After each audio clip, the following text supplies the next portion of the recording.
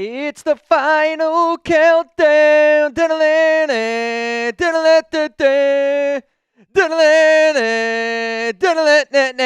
up here on the Raiders Report, the final countdown to the 2026 NFL Draft. I know I am super hyped. We are so effing close. I can almost taste it. We will get to some of the NFL news, Raiders news, some Raiders rumors, probably here in about 15 to 20 minutes. I'm going to tell you about our sponsor, Prize Picks, because if it wasn't for them, this entire show would not have been possible. And today's live show is sponsored by Prize Picks. Also, I got my final Raiders mock draft, and it's kind of sad almost in a sense because, you do so many mocks, you look at so many draft prospects throughout the entire offseason, and a little bit of a tear happened to me today. Maybe it's because I loved my Raiders mock draft, and I did it totally different from a lot of the other mocks that I've done, and it kind of makes me want the Raiders to do what I did today. And then I'm going to break down some day 2 and some day 3 targets, and there's going to be a lot of different names. I'm just trying to throw out some names that I've been hearing,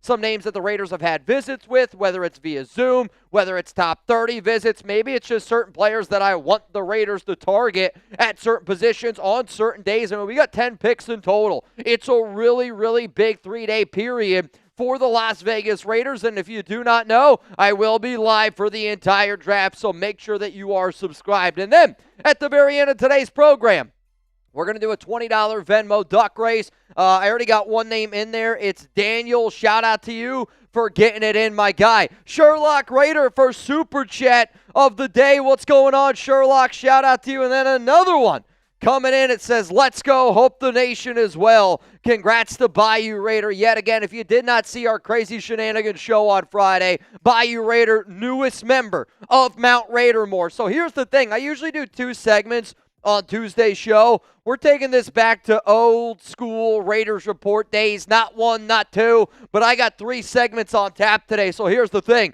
We're going to power through. We're going to run this thing. And if you want to get your questions, your comments here on the program, you got to use hashtag Raiders, or you can super chat to skip the line. But if you're having yourself a hell of a day, if you're excited for the 2026 NFL Draft, if you're ready for Fernando Mendoza to be in silver and black, give me some Raiders down below, because this is how I want this show to operate. What do I mean by that? I want to know that I know I'm not the only one that's excited here. And, I was just telling Lopez, before we were getting ready to do this program, it's like, it's December 23rd in my mind. Christmas is just 2 days away. It's not that I'm not ready to open up some presents. I am. I'm ready to open up some presents. Hell, I feel like I'm sitting in front of the tree. I can see all the gifts right in front of me, and I am inching, and I am just grinning to be able to rip those things apart like I was when I was a kid. I'd wake up on Christmas morning. I'd run down the steps to see what Santa brought me. My mom and my dad would be like, oh, you got to wait. We got to do X, Y, Z first. That's how I feel right now as a Raiders fan. Again, I've seen a lot of NFL drafts. I've seen a lot of Raiders games in my day. I've seen trades. I've done some of the craziest shows. We've made over 5,500 videos on this channel. I mean this, dude. I don't know if I've ever been more excited for what's about to happen to Raider Nation Thursday, Friday, and Saturday. So I'm going to ask all y'all pick, because we know Fernando Mendoza will be the number 1 overall pick in the 2026 NFL Draft. But what do y'all think that the Raiders do here at pick number 36? Do you think they go wide receiver? What about offensive line, defensive tackle? Or could they potentially trade that pick? Maybe it's a trade up. Maybe it's a trade back. I'm going to give you guys some shout-outs here that answer this question. I see Arbor right from the jump saying trade. Popto's going to go with an offensive lineman. Luda Sigla, Stabler for president. Bay Raiders going to go with defensive tackle. The more and more mock drafts that I've done, the more mocks that I've started to like, that if I take a defensive tackle at 36, I end up loving that mock more than if I taking a wide receiver at that 36 spot. And I'll show you some news and some rumors. There might be a certain player available at 36 that I never thought was going to be humanly possible. So I got Mike Hendy. What up, Justin? Saying RJC Cole here in the building. And again, when I started this show, I said today's live show is presented by Prize Picks. And I actually got some fun Prize Picks lineups for you. Actually, the lineups that you're going to see today are cooked up by my guy Lopez, who's in the chair. Can I get some Lopez's going down below? Do we got any basketball fans tonight? I know this. I'm watching the Lakers. I'm watching the Rockets tonight, and I can't wait for y'all to see the lineup that my guy Lopez cooked up over with our good friends at Prize Picks, America's #1 fantasy sports app site. Whether you're watching basketball, whether you're watching a little bit of baseball with the playoffs here, personally, this is some of my favorite time to watch sports. And America's #1 sports pick app is super simple to use. All you got to do is pick more or less on at least 2 player stats, and if you get your picks right, you could cash in. Sign up for Prize Picks with code HMA. I'm going to say it again because David Zong probably wasn't paying attention. Code HMA. Get $50 in lineups instantly when you play your first $5 lineup. So here's what we're cooking up today. We got a little Taco Tuesday. Little Taco Tuesday on Prize Picks. Victor Wembanyama, literally an alien. His more 23.5. Give me the more on that. He's absolute must-watch television. I can't wait to be able to watch him tonight. LeBron James, give me the more on points, rebounds, and assists. 34.5. That is a goblin pick. And then Luke Kennard. When I asked Lopez, I go, why did you go with the more on 13.5 points for Luke Kennard? He goes, if the Lakers have any chance of winning tonight, if the Lakers are going to win tonight, Luke Kennard has to score more than 13.5 points. This is a 3-pick power play, 20 to win, $80. And if it ends up going down, we're going to give some extra love here to my guy Lopez. So play $5, get $50 instantly. When you use code HMA, that link's going to be down in the comments. It's going to be down in the description of today's show. That's code HMA to get $50 in lineups after you play your first $5 lineup. Prize Picks, it's good to be right. Let's keep it moving here. We got 360 people in the building. Nav man, what's going on, my brother? Wore my Mendoza gear to work today. Mendoza, Indiana, quarter zip. My trusty old silver and black Raiders hat, silver and black drawers, TMI, Yeah, I don't need to know, man, what you got going underneath. But you know what? I appreciate the fact that you're willing to share it with me. And the fact that people probably are laughing at home with you, I think just shows what type of community that we have. But I'm with you, Nav. Like, this whole week, Chuck, when I went to Indiana for the NFL Combine, I got Chuck an Indiana dog. Like when I take a trip, I usually get Chuck something. I usually get my wife something. And I've made sure that he's been carrying around the Indiana dog for a lot this week because we're about to bring in an Indiana dog named Fernando Mendoza. What up, Josh McDaniels? Did you see what Kubiak did with having the Raiders players having to earn the shield? Yeah, it's going to be something that I do talk about a little bit more in depth today. But one of the things that I've said before on this program is being a Raider has to mean something. Commitment to excellence, words. Just win, baby, words. We know the history of the Raiders. But being a Raider is not something that I think is just given to you. Being a Raider is something that's earned. And I have to respect what Clint Kubiak is doing because he's making these players earn that shield. He's making the players earn that they are Raiders. And I absolutely, positively love it. Is it a little college football-y with like making them earn the stickers? Yeah. And I get it. These guys are professional athletes. Some might like it. Some might not. If you're a Raiders player and you don't like the idea that you got to earn a Raiders shield, that you got to earn a Raiders logo on your helmet, you're not a Raider to begin with. I would love the opportunity. I would love the challenge as a player. Even if I've been in that building as long as Colt Miller and Max Crosby have been there. A.J. Cole. The idea of that you got to earn to be a Raider is everything that's right with Clint Kubiak and everything that is right with this brand new Raiders regime. So I'm going to ask y'all right here. Give me a yes. Give me a no. Do you agree that being a Raider is a privilege? And I get the fact that this team has not won a lot of games. We haven't had a playoff win in 23 years. I get it, right? 3 wins last season. 4 wins the season before that. It's been a struggle. But to me, being a Raider is not just between the football lines. Like, being a Raider to me is so much It's about being a part of a community. It's about being a fan. It's about showing up, showing out every single day. Like, I know, like, jokingly, my name, Mitchell Renz 365 on social media, but the reason why I put 365 on that is because I promised you this. I'm going to work my ass off 365 days out of the week. I'm always going to be me 365 days out of the year. But being a Raider fan is also kind of that 365-day job. Do you show up and show out every single day? And I do think that people that watch this program, people that want to be Raider fans, people that are a part of this Raider support community, you know that it's a privilege, right? Like, to me, being a Raider is like being a Renz. Like, if I have anybody become part of my family, and maybe this is very old school boomer in me, but like when any of my cousins, if anybody like introduced a new husband into the family, a new wife into the family, I'm like, oh, you're a Renz now. Like, that does mean something to me. That's my name. Being a Raider, that's my other family name. It does. It means something to me. Stabler for president. Will the Raiders have a top 10 draft? Mitch, I hope so. Like, I hope so, dude. We got 10 picks. You got the number 1 overall pick. And Fernando Mendoza, I think we have the right people at the helm. Did we have a top 10 free agency? I think we had a top 5 free agency. So in my book, because of what the Raiders have done this offseason, I'm going to continue to buy into the fact that this is an organization that actually knows what the hell they're doing this time around. Paul Diamond, pulling a draft day, if he is there on day 2, McDonald, no matter what. Well, I mean, the better one here is Mendoza, no matter what, but I don't know if Caden McDonald's going to be there, right? Like, the more and more I've thought about it, the more people I've talked to, and what's so cool is like the NFL Combine, the NFL Draft just over the last week. I mean, there's been so much new information that I've gotten that I shouldn't say so much.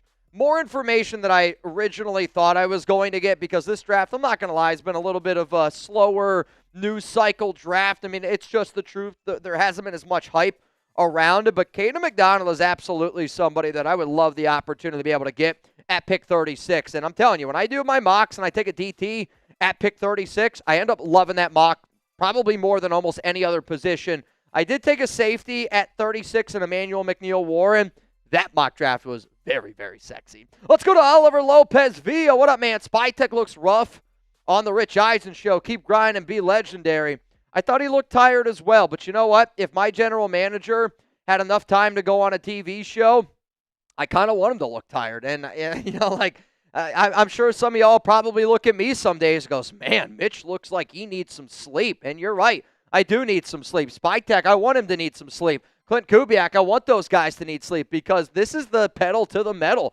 You really want to, like, make this next Raiders team be your Raiders team. I get free agency is important. It's extremely important with the amount of money that we had. But, like, getting this team over that hump, getting this team to be that team that's instead of a 8 to 9 win team, which I think we're all hoping this season, you want to be a team that wins 10, 11, 12 games in the future, you got to start crushing your drafts, top to bottom. Sherlock Raider, earn it. Nobody gave me an honorable discharge or a bachelor's degree. And, Sherlock, and this is the mentality that I want people to carry around with because I get the idea of, like, when you get hired by a job, that's your job now. And I get for some of these players, you are signed by the Raiders, you're drafted by the Raiders, but I still want you to have to earn those stripes. And like you said, honorable discharge. Like, yeah, sure, you can join the military, you can join the Army, you can join the Navy, but that, like, again, I was never in the military, I was never in the Navy, but if anybody here, right, shout out to LA Crash Dog, Save a Warrior, but have you guys ever been a part of a team where you get some newbies that come in and then they got to earn their stripes, right? Like here at Chat Sports, you got to earn your stripes. When I was on a baseball team, you got to earn your stripes, and it's just about, in my mind, I know I'm a hardworking guy, and I know that not everybody's a hard worker. I know some people are probably a lot more gifted than I am. I know I'm not the smartest. I know I'm not the best with analytics. Words, believe me, reading, not my strong suits. The one thing I've always been able to lay my head on a pillow, though, is I know, like, my team, we're going to grind. We're going to work our freaking you-know-what off, and if you want to be a part of this team, I want that exact same thing. And to me, like, that's what being a Raider is. Being a Raider is showing up, showing out, giving 110%, and that's the mentality that this football team really needs inside the locker room and, honestly, on the field as well. We got to be a team that's willing to just say, I'm willing to do whatever it takes to win for the Raiders. Excavator, I would be loving it if we got McDonald at pick 36. Ba-da-ba-ba-ba. Caden McDonald, I'm loving it. And I agree, dude. He's one of my favorite targets. I would say, without a doubt, he's a top 3 target for me at pick number 36, and he is going to be somebody that I talk about a little bit today on this show because, again, we are going to go over some Raiders draft targets, day 2 and on day 3. Now, if you don't know what our deals are today, our deals are extremely, extremely straightforward. If you want to get your questions, comments up on the screen, you're going to have to super chat in order to do so. Here at Chat Sports, our schedules this week are kind of crazy because we technically don't really get an off day because we're working during the NFL draft. So some people are here, some people aren't. Lopez and I today, what we're doing is our plan is to be done here in about 2 hours and 15 minutes. So if you want to get up on screen, it's got to be a super chat. And I'm sorry, but it's just the way that it's got to be. $20 Venmo to get in our duck race. And if you're trying to bang, hey, man, I'm always down to bang here on the Raiders Report to the 500 people. If it was up to me, I'd say get in the duck race. $20 Venmo. Mitchell Renz 365 that are watching right now. I see my brother, 93 Navman. You in? And then I also see Jeremy Valve User are also getting it in this duck race. Nav, shout out to you also for giving up your spot the other day to Mount Raidermore. Raider Ron took care of business with your mock draft pick. And, today we're going to be going over a bunch of different things. And I did say when I started this show, we're going to get into some Raiders news. We're going to get into some NFL news and rumors. We're going to get into all of that stuff here in just a moment. But before I do, we do have another sponsor here on today's live show. It's Chubbies. Use promo code CHATSPORTS. And Chubbies, I can actually remember the first time I had Chubbies on. And I only say it because it was 2018. It was right when I moved down here to Chat Sports. And I actually hung out with the Chubbies team. We played Mario Kart for legit 2, 3, 4 hours. And I don't know, to me, you can buy almost anything in today's day and age. But the reason why I want people to support, the Raiders Report Chat Sports is I want you to support me, right? We're friends here. The reason why I want you to support Chubbies is I promise you this. They are dudes being dudes, living their dream, trying to just create the best shorts, best everyday wear that you can possibly find. So if you're listening up right now, springtime is here, and you know what that means. It's time to let those thighs breathe. For a limited time, Chubbies is giving our listeners 20% off with code CHATSPORTS at chubbyshorts.com. That's 20% off your order with code CHATSPORTS. You can give the thighs the VIP treatment that they deserve with Chubbies. Support our show. Tell them that Mitchell Renz from the Raiders Report sent you. But if you're looking for original stretch shorts, 4-inch, 5.5-inch, 7-inch seams, I love the way that they fit me. You can also pair the original stretch shorts with Chubby's lineup of Friday shirts. Now you're cooking with gas. With ultra soft, light, breathable fabric, these shirts are ready to go wherever you're kicking back, turning it up, or chilling out. The fact that springtime is almost here, the fact that summer is almost here, whether you're a golfer, whether you're somebody that likes to wear something to work and then be able to wear it, on a night out, whether it's a date night, whether it's a day with the boys, Chubbies is going to be able to help you out. That link's going to be available to y'all down in the comments, down in the description of today's program. So let's get in now to some of the news, some of the rumors. Actually, one of the very first things I was going to talk about today was the fact that Clint Kubiak was making his players have to earn the fact that they were being Raiders. So shout out to the real ones for, again, being a smarter Raiders fan is why you're going to watch this show. You already knew the first topic I was going to discuss. The other topic, I don't know if y'all saw, was Mike Vrabel. He addressed the situation.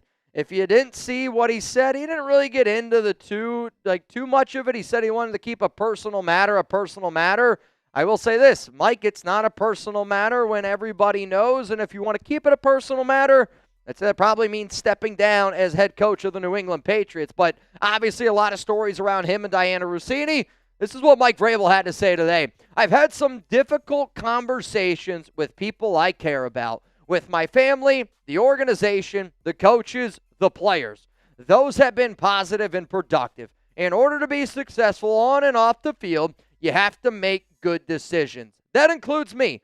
That starts with me. I know that this has absolutely nothing to do with the Las Vegas Raiders, but I would say the number one story around the NFL that hasn't been the draft has been this entire situation. Vrabel finally spoke today. I didn't really expect anything really to come out of it, But I think what you're clearly seeing there is Mike got caught red-handed, and I think he's just trying to push it under the rug as quickly as humanly possible. Let's go to the next little bit of news notes here. Mendoza talked about Kirk Cousins. He was on the Up and Adams show, and I know Kate, she always figures out a way to get some sort of clip around the Raiders, but I got to give her, a little bit of credit here. She's done a better job of recent since the whole Jalen Naylor agent told her to take down one of those videos. But for Fernando Mendoza, he was talking about Kirk Cousins, and this is what he had to say. Yeah, I talked to him at my Raiders 30 visit. That was cool. He was there in the building. I was able to say hi to him. Whatever nuggets he would give or he would want to give or that I would learn, I would take and emulate in my own game. Hopefully, I can be teammates with him. And again, he wants to be teammates with Kirk Cousins. But I also saw this quote from Mendoza on essentially why he thought him and Cousins were going to be a great match. Cousins is someone who has a very similar play style as me. I was able to watch all of his clips from the Minnesota Vikings. Funny enough, when I was at University of California, Berkeley, I just watched him just to learn from his game, the way that he reads defenses and his footwork. And to be able to have this full circle moment, someone who I've studied to potentially have the opportunity to play with, someone who's a man of God, who's very cerebral, has so much success throughout his entire career, would be an absolute blessing. And whatever nuggets he would want to give or I would learn, I would take in and emulate on my own game. And hopefully I can be teammates with him. He's not only a great player, he's a great leader of men. When you hear a lot of those things that Fernando Mendoza says, it doesn't shock me that he's saying what he's saying, but also he said that he grew up, his football idol, Tom Brady. It's soon going to come to fruition. Let's go to some other news here. JPJ and Colton Miller both were healthy. A lot of question marks around this Raiders offensive line entering the offseason, and for a good reason. Brandon Carroll, this Raiders O-line last season, was the worst offensive line in the National Football League. Colton Miller went down, your left tackle. Jackson Powers-Johnson, whether he's going to be right guard, left guard, he's going to be a starting guard. He also has been battling with some injuries. He was out there on the field running around, which is a very, very good sign. And then also the fact that the blind side to your number one overall pick, Fernando Mendoza, is also out there running on the field, the oldest tenure Raider on the team, which, crazy, man. I still remember my very, very first draft. Very first draft, number 15 overall, Colton Miller out of UCLA. I mean, that's how long we've been here doing this program. But to me, we talk a lot about Tyler Linderbaum. We talk a lot about the O-line, but maybe this is just on me. I kind of assume that JPJ is going to be healthy. I'm kind of assuming Colton Miller is going to be 100% healthy. It was just, yes, I expect him to be 100% healthy, but seeing him out there on the field was a good sign, just like I expect the Raiders to draft Fernando Mendoza. But when it actually happens, it's going to be sweet. Let's go to the next story here, and this is a little bit more of a sad one. If you guys want to put some RIPs down below for a Raiders great, Rod Martin, who unfortunately passed earlier, I believe it was yesterday, was the exact date. The Las Vegas Raiders put out this statement, and I will do my best to read it. The Raiders family is deeply saddened by the passing of Rod Martin, a standout linebacker and key player on 2 Super Bowl championship teams, a 12th round pick by the Silver and Black out of USC in 1977. Rod would become a mark of consistency on defense, playing in 165 games with 147 starts in 12 NFL seasons, all with the Raiders. A 2-time Pro Bowl selection, he was also named All-Pro twice, garnering first-team honors in 1984 as the central figure in a dominant defensive effort in Super Bowl XV.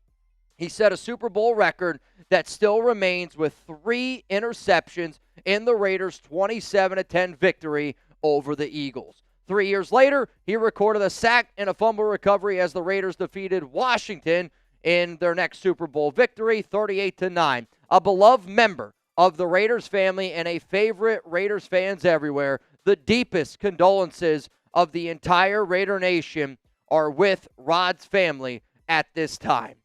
I always say on this show that, I got to learn old school OG Raiders players better. And Rod Martin when I first saw the news again, like I've watched some of the old school like Super Bowls, and if you haven't, like a great test of if you've watched some of those old school Super Bowls is, do you know who Rod Martin is? And sadly, before I watched them, I didn't know who Rod Martin is, and I'm trying to become, the best version of a Raider fan that I can, the best host that I possibly can. But I will say this, I've covered this team for a very long time, and obviously, unfortunately, a lot of players, old school, like OG Hall of Famers, have come and gone, right? I can remember when Cliff Branch passed away. I mean, Madden to me will always be a big one. Al Davis will always be a big one. But from a player standpoint, I can't remember the last time I saw the amount of outreach from Raider Nation on social media in regards to Rod Martin, because I do think when you think about what does that Raider mean, right? Like Clint Kubiak's making you earn that Raider shield.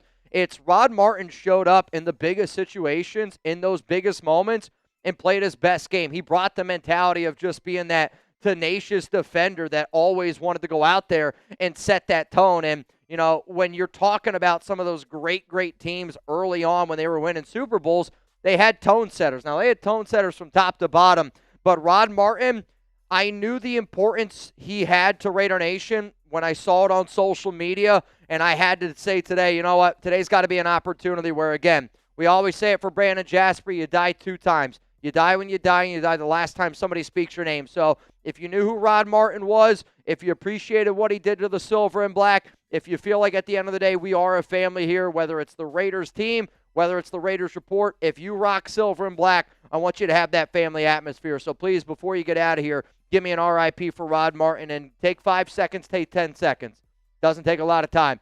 Give some thoughts, give some prayers for Rod's family, because I'll tell you this, if you were in his family's shoes, you would definitely appreciate all the thoughts and prayers as well. Let's go to some other draft notes coming in here around the Las Vegas Raiders, and then also just some stuff that we're hearing around the NFL draft. So the first name here, Mike Washington Jr., running back from Arkansas. Very interesting. He had a Zoom call with the Las Vegas Raiders, and obviously the Silver and Black won a wingman to Genti. If you want Mike Washington Jr., that's round 3, pick 67 territory. I personally think he's the 3rd best running back in this year's class. I think he'd be a phenomenal fit in a Clint Kubiak offense. But the reason why I haven't talked about him all that much is because in my mind, I don't see the Raiders drafting a running back until day 3 of the NFL draft. Could Washington be there? Sure. But I do think because Jeremiah Love's going to be no doubt a top 10 pick, there's going to be some runs. I've also heard that Jadarian Price, the other running back from Notre Dame, could be a round 1 pick at 32 to Seattle. Something to keep in mind. Let's go to Colby Humphrey. He also had a meeting with the Raiders. I think he's more of a nickel cornerback. Look at him as being a round 7 is probably being kind to Colby, and I'm sorry, but it's just probably the God-honest truth. Probably a little bit more of a UDFA option for the Raiders. And then some other news that ended up happening. This is from my guy, Harrison Graham. Daniel Jeremiah has said multiple times in the past 24 hours that he believes Toledo safety Emmanuel McNeil-Warren will fall to the 2nd round based on what he's hearing. This should fire Raider fans up, and I say that because we've talked a lot about, your Denzel Bostons, your Casey Concepciones, Jeremy Bernard, Caden McDonald, Christian Miller. We've talked about certain players at certain positions at pick 36. Safety to me is one of the biggest needs that we could possibly have, and if your team, I subscribe to the idea of going with best player available. The best player available, Emmanuel McNeil-Warren, would be that best player available. And if he ends up falling to pick 36, it's probably because some other DTs, some other wide receivers, some other offensive linemen, based on needs, ended up climbing up the board. And safety is a position that can get pushed down a little bit. But I'm telling you this right now, if Emmanuel McNeil-Warren is on the clock there or on the board at 36, it's going to be really hard for me to not scream from the top of my lungs, go get your guy. And I would be in love with the idea of getting Emmanuel McNeil-Warren. That's the news. That's the rumors that really have happened, I would say, over the past 24 hours. And a friendly reminder, I'm going to go through the super chats that are flowing in here on this stream. And then we're going to get into our very first segment on the Raiders Report today, which is going to be my final Raiders mock draft. Kind of crazy. John, would y'all be pissed if we went with a wide receiver 1? Would I be pissed? No. I don't think that anybody here should be pissed. To me, the only way that you should be pissed off for a Raiders drafting a wide receiver 1, I guess, is if you drafted a guy at 36 that you don't think's a wide receiver 1. Like, I don't know, if you were to go with Malachi Fields, right, from Notre Dame, maybe that's not a wide receiver 1 to me. Now, if you were to trade up and you had to give up a first-round pick in next year's draft, then I would be mad. To me, I'm not giving up any picks in next year's class. I'm sticking with the picks that I got this year, or I'm trading back to try to accumulate some more picks. But that would probably be the only way I'd be pissed if we went with a wide receiver 1. Hell, the more and more I look at these receivers, I like the idea of taking a receiver at like pick 67, 102, 117, and then being able to go get a veteran on a 1-year cheap prove-it deal to help some of these other younger players that we have on our roster. Nathan Wolf, what's going on, dude? Mendoza and Genty shirts ready for next couple of days. I can't even tell you. I literally have my entire wardrobe laid out. Like, you guys have obviously have ever seen The Little Giants. I don't know if Lopez has, but The Little Giants is one of my favorite movies, and there's that scene where he's got his jersey on, he's got the eye black on, he's got his cleats with the grass on, pulls the covers up, but he's so excited for that game the next day that he's literally wearing his jersey. I know what I'm wearing Thursday, Friday, Saturday. I got my socks, my underwear, my shorts, my shirts, my hats. I got everything picked out. I got everything laid out in my closets in my room, and I don't have a lot of closet space because I would say out of the 100% of closet space in my bedroom, my wife probably owns 85% of it, and that 15%, I'm just saying, is for Fernando Mendoza. Stabler for president. What's going on, man? Mitch, could you get Frank Caliendo on the show? Probably not, Stabler. I'd probably have to pay Caliendo quite a bit of money in order to do it, and I also know that Frank Caliendo is really, really good friends with John Gruden. I'll just say the only way I would want Caliendo on the show is if he were to do some John Gruden impressions. But I've never spoken to John in the last few years. I met John many, many years ago when his son Deuce was at Lafayette, and John was still doing a lot of the Monday night stuff. But yeah, I would hope Gruden understands that I have nothing against him, and I am all for the Raiders. But I also have been told that I've been told things in regards that Gruden's not the biggest fan of me. But again, I don't blame him because I feel like I have to tell fans all the time that Gruden was a disaster with the Raiders. And then if you're Gruden, you probably don't love somebody saying that about you. But I'm going to go with no. I would love to get Frank on this program, but the answer to that is probably no. So coming up here on the Raiders Report, we still have a few more supers. I see that they're loading in, so we will get to them after our very first segment. I think I see Excavator 1, 2, 3, 4, 5, 6, 7, 8. We have 8 super chats that we will get to. We will get to them after our first segment. Sometimes with our system, it takes a little while for them to load on in here. So I will get to all those supers here in just a moment. But before I do, friendly reminder that we are doing 3 segments today. It's going to be my final Raiders mock draft. I got day 2, day 3 targets. And if you want to get in that Venmo duck race, please make sure that you do it. I do have some people asking me about the playoff games tonight. Arbor Lakers playoff games. Raiders #1 draft pick. Great time to be a fan of both teams. I hear you, man. And you know what? I love sports, and I am telling you right now, one thing that I will be doing tonight is I'm getting some Prize Picks lineups in for the games tonight. We got 3 games. Lopez is a big basketball guy. Which game do y'all think is the best? 1, 2, or 3? I know that this is the Raiders Report, but I'm a sports fan. If you're not doing anything tonight, like yesterday, I literally did a lineup. I was telling some of the guys here.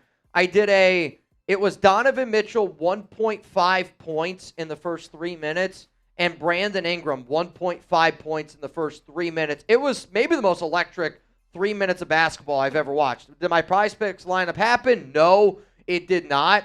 Brandon Ingram, though, got 3 flipping good looks and couldn't bury a single one.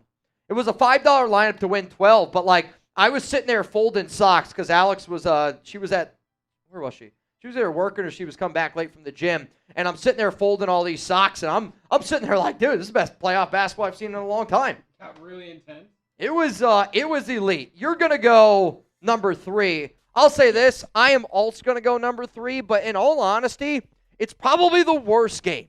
No. It's the most competitive game out of these three. It's the most competitive game, but also the top three scorers are not. KD's going to be out. KD is questionable. He's a game time decision.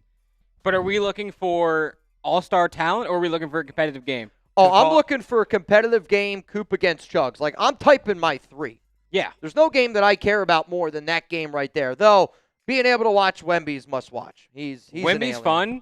He's going to be fun deeper in the playoffs. I think the Spurs and Thunder on a collision course for the conference finals. I think that'll be when it's really fun. Yeah. The amount of guys that talk about Wemby already being like the greatest defensive player of all time, and again, I listen to a lot of the guys here at Chat Sports that talk basketball. Wemby, I think when it's all said and done, Wemby's going to be in that conversation. He has the next 10 defensive player of the years locked up if he just stays healthy. If he plays 65 games every year, he will win DPOY every year. I mean, it's unbelievable what he's able to do. Philly getting blown again by early riser. You know, some people up probably not going to, I'm not even going to say what I was going to say. Not even going to say what I was going to say, but some people in Boston might not mind it. Coming up here on the Raiders Report, my final Raiders mock draft, 3 segments to be able to get into today's program because, man, we almost made it. We almost made it, nation. You think about the offseason when the Raiders had that final game against Kansas City Chiefs on January 4th. Raiders fire Pete Carroll January 5th. And, you just think about the playoffs. You think about the coaching cycle. Think about free agency. You think about the draft, the number 1 pick.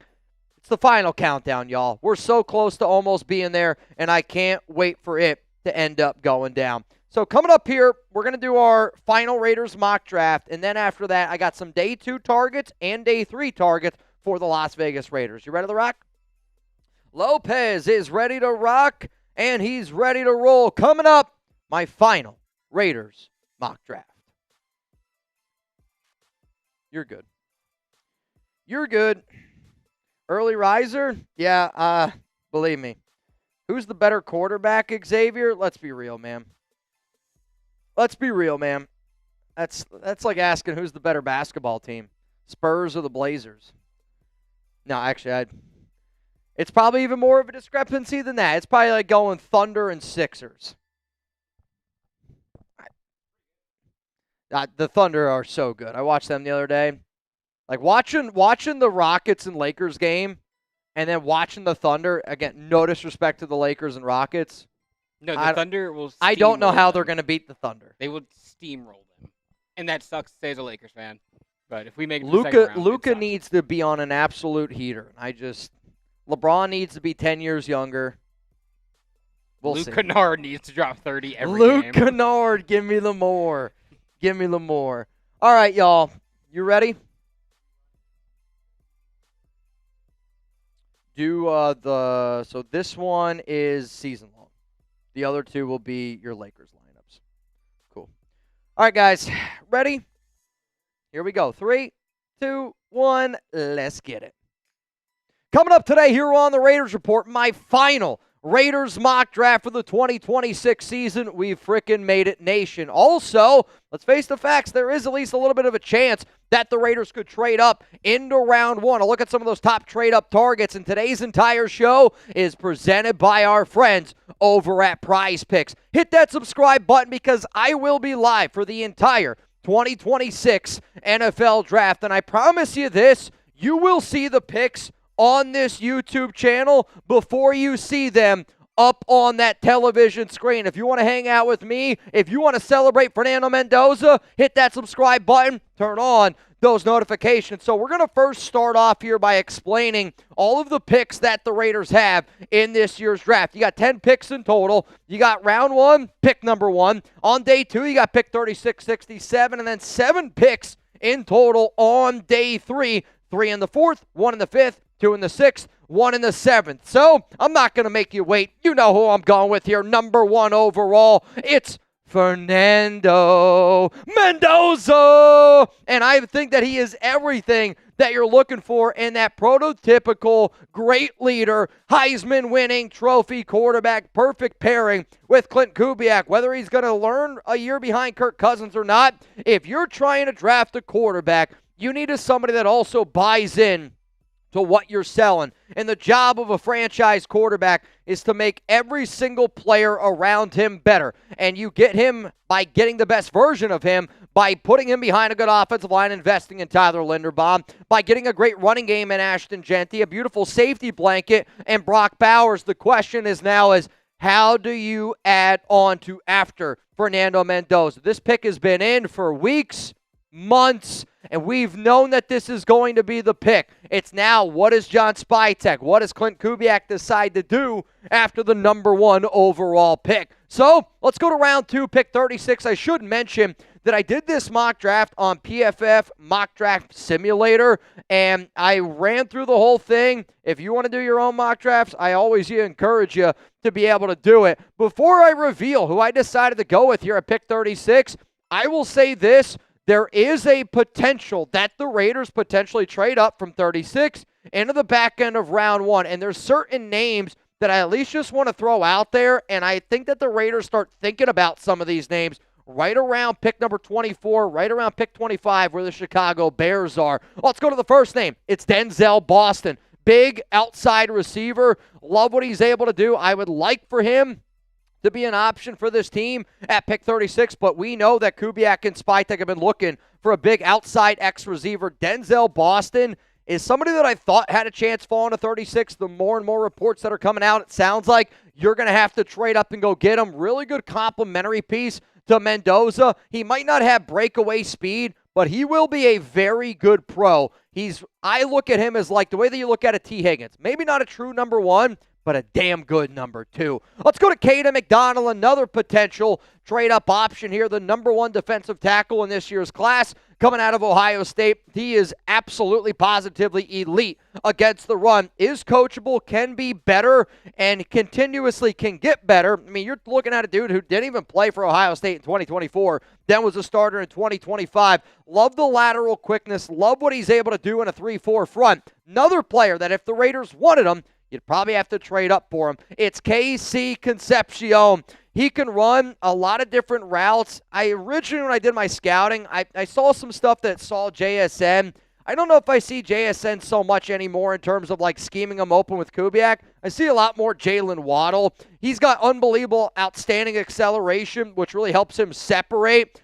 Had a combine meeting. That knee scope was in March. And then Omar Cooper Jr., because he was teammates with Fernando Mendoza, got to talk to him at the NFL Combine. He would love the opportunity, but if you want him, you're going to have to go up and you're going to have to trade for him. Also, if you want this, you're going to have to go for it. Down in the comments, down in the description of today's show, and it's our Prize Picks hookup here. I love this time of the year, and I can't wait to show y'all my season-long Prize Picks lineup. They're America's #1 fantasy sports app out there, and I hope that you get started because it is really easy and simple to play. You just pick more or less on at least 2 player stats, and if you get your picks right, you could cash in. Sign up for Prize Picks with code HMA to get $50 in lineups instantly when you play your first $5 lineup. They also have this new follow feature, which you could follow me at Mitchell Renz 365 to see all of my lineups. And if you want to follow some of our other guys here at Chat Sports, you're going to be able to do that as well. It's just like any other social media platform. So my season-long lineup that I have here for the Silver and Black is a $10 to pay, $100 4-pick power play. All 4 of these bad boys need to happen in order for me to end up winning some money. The reasons why I went more is I expect the Raiders to score more than they did last season with Brock Bowers and Ashton Genty, Josh Allen, 6 straight years more than that amount of passing yards. And then Max Crosby, I just think that this is going to be the revenge tour for him this year. Chip on a block. He's going to be healthy. He's going to be motivated. Give me the more on 11.25 sacks. And if you're out there, hey, it's available in all 50 states. You can make player, team picks, culture picks, play $5, get $50 by downloading the Prize Picks app today. With that link down in the comments and in the description, use code HMA to get $50 in lineups after you play your first $5 lineup. That's code HMA to get $50 in lineups after you play your first $5 lineup. Prize Picks. It's good to be right, Ezekiel. Let's go to round 2, pick 36 here in my final Raiders mock draft. I didn't know where I was going to go with this pick. But the more and more I see him available at 36, the more I find myself going with Christian Miller, defensive tackle from Georgia. And I've done a lot of mock drafts throughout the year. And I think when I am able to get a defensive tackle at pick 36, my entire draft just looks a lot more complete. He is arguably one of the better pass rusher defensive tackles in this year's class. Do I still think that he needs to get better? Yes. But when you look at a lot of the DTs in this class, not a lot of the guys possess ability to get after the quarterback more or better to get after the run. And I saw an interview with Miller essentially saying how excited he would be to be a member of that Raiders team. If you want to set a tone, they're bringing in a bunch of Georgia Bulldogs. If you believe in investing in the trenches, which I definitely do, I decided to go with Christian Miller here at pick 36. But I promise you this, I've done a lot of mocks. My final mock will be very, very different from any of the other mocks that you've seen in the past. Let's go to round 3, pick 67 now. Here for this Raiders mock draft presented by Prize Picks, and this one was really about value and him falling down the board. So at pick 67, I'm going to go with Miami cornerback here, Keontae Scott, somebody that I have as a top 55 overall player. And the reason why I decided to go this route is because some people list Scott as a safety. Some people list him as a cornerback. I personally think if you're the Raiders and you want to go with like a 3-safety high look, you also want to be able to bring him back down in the nickel. Raise your hand if you're worried about the Raiders secondary. If you raised your hand there, because I get it. We need safety. We need corner. But if you also subscribe to the idea of let's get the best player available, I promise you, Keontae Scott was the best player available on the board, and he helps fill that cornerback need, helps fill that safety need. And because he is a versatile player that you can use in a multitude of different ways, like Taron Johnson, 1-year deal. When he's gone next season, Keontae Scott steps in. If you want to go more 3 single high safety looks, you can then put him back there because he's probably your best cover safety. But I don't want to give it away. I got some safeties, though, coming up here, which I'm really, really fired up about. So what I want to know is, how do you celebrate the draft? And I've just found myself this entire week getting almost sentimental because it does. Like, to me, I feel like it's Christmas, man. We're counting down the days. We're getting really, really close to being able to run down underneath that Christmas tree, rip open those gifts. And if you don't celebrate Christmas, if you celebrate Hanukkah like my guy Chuggs, I just want to know, what is a draft day tradition that you do every single year? Please let me know down in the comments section, because for me personally, some of the things that I always think about that I do, the first thing is I do always watch the draft day segment where it's no matter what, you got to go that pick. I do watch draft day. I don't love the movie itself because it's like it's kind of a crazy draft movie from top to bottom. It's also not around the Raiders, so there's that. I do actually watch the Little Giants because, sometimes I've just felt like the Raiders have been the Little Giants of the draft, and I want them to show up and show out. Obviously, I go live for every single draft, but if there's any traditions that you do, please let me know down below what those are. Let's go to round 4. We are officially now on day 3, and the more and more scouting I do of this roster, the more and more I'm like, man, we just need all the help we could possibly get in this secondary, and I wanted to try a different strategy in my final mock to see how it went, and I absolutely loved it. Here in round 4, pick 102, I'm going to go Zakee Wheatley, safety from Penn State. He offers you real free safety range, and he's really, really good in zone coverage. He didn't have the best combine, but if you're someone that just values tape and you go, you know what? When the tape's on, you can see the instincts, you can see that he's a good player, you can see he gets after the football, and you know that we need help in that secondary. There's no doubt about it. We need help in the secondary, and if you add Zakee Wheatley, he's going to be your starting free safety on that back end, which then allows Isaiah Palamau to play up closer to the box, which allows Jeremy Chinn to play up closer to the box. And what I did in this mock draft is I added a lot of depth in that secondary because at the end of the day, I believe Chinn is best when he's like a nickel hybrid linebacker, when Isaiah Palamau is that third safety playing up close to the line. So you know what I decided to do here in round 4 at pick 117? I decided to do exactly what I just did in pick 102. Now, I will be clear. The player that I'm picking here in Bud Clark, I have as a higher rated overall safety than I do Zakee Wheatley. But because I saw the draft rankings, I thought, could I go Wheatley? Could I go Bud Clark? I saw it on social media, and I commented on it. Shout out to my guy, JT Condor. And I said, you know what? Shit, man, I'm going to try to do that because I loved the way that ended up pairing worked out. And for Bud Clark, I don't know if he's going to be available at pick 117. I don't think that that's going to be the case. But my logic behind this is we need a free safety. The answer to that is yes. Whether it's Zakee Wheatley or Bud Clark, I think both of those players in the same room, you're learning together. You're going to get the best version out of those guys by having them learn together and have that extra competition. So I'm like, it's either going to be Zakee Wheatley or it's going to be Bud Clark. One of those guys are going to win the battle to be the starter. And then when you want Isaiah Paul-Mao to play closer to the box, when you want Jeremy Chinn to play closer to the box, could you put the other defender out there on the field for more pass-heavy situations? So to me, I went Keontae Scott, I went Zakee Wheatley, and I went Bud Clark as we need extra depth in the secondary, and we also need young players that we can build around to continuously go forward because Jeremy Chinn is a free agent next offseason. You got Isaiah Paul-Mao. He's a free agent next offseason. Taron Johnson, free agent next offseason. So in my mind, those three players could potentially be who you replace some of those guys with while also adding extra depth in this year's class. Let's go to round 4. Pick 134 in this mock, and this was actually probably one of my favorite value picks in this mock, and I decided to go with wide receiver from USC, Jacoby Lane. You want a big outside receiver? Well, here you go. And he's got that size and athletic ability definitely there, and to me, it's the combination of him and Mendoza. Like, what he does really, really well is he does a really good job, I think, of being able to just go down the field, high point of football.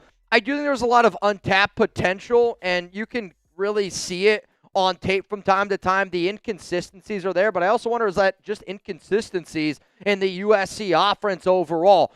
He does struggle to separate, no doubt about it, but I need somebody that's a big red zone target considering what Jack Bech, Trey Tucker, and Jalen Naylor are. Can Jacoby Lane be that big outside wide receiver that we use from time to time? And I say that because we also have, obviously, Brock Bowers and Michael Mayer. So I'm actually surprised.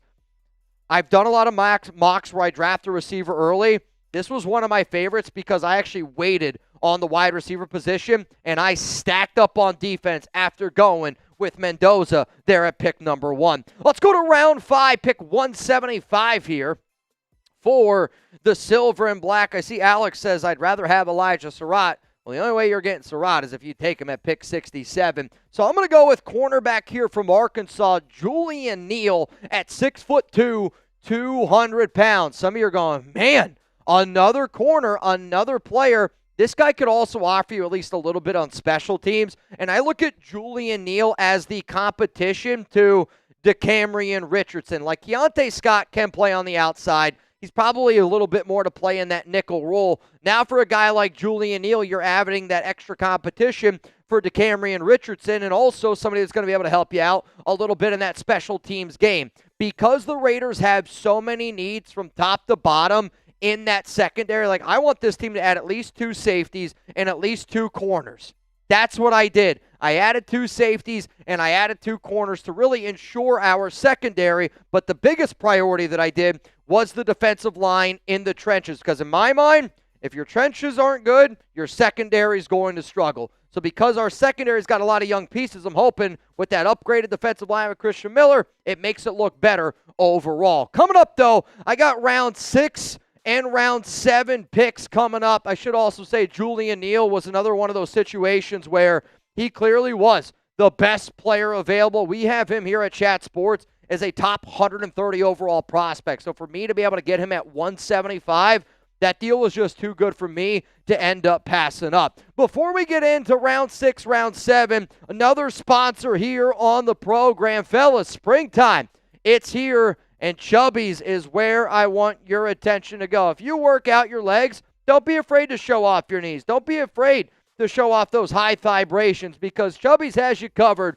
for all the good vibes that warm weather brings. Bright polos that demand attention? Check. Killer shorts that show off those beautiful thighs? Double check. Chubbies original shorts provide that classic look with a fresh vibe and modern fit. They're designed for comfort, built for stretch, and designed to give you thigh-high confidence. And at the end of the day, your wardrobe deserves a springtime upgrade. So, to sweeten the deal, for a limited time, Chubbies is giving our listeners 20% off your order with our exclusive code. Use code CHATSPORTS at chubbyshorts.com. That's code CHATSPORTS, which you can see up on your screen right now at chubbyshorts.com. So, pair the original stretch short with Chubby's lineup of Friday shirts.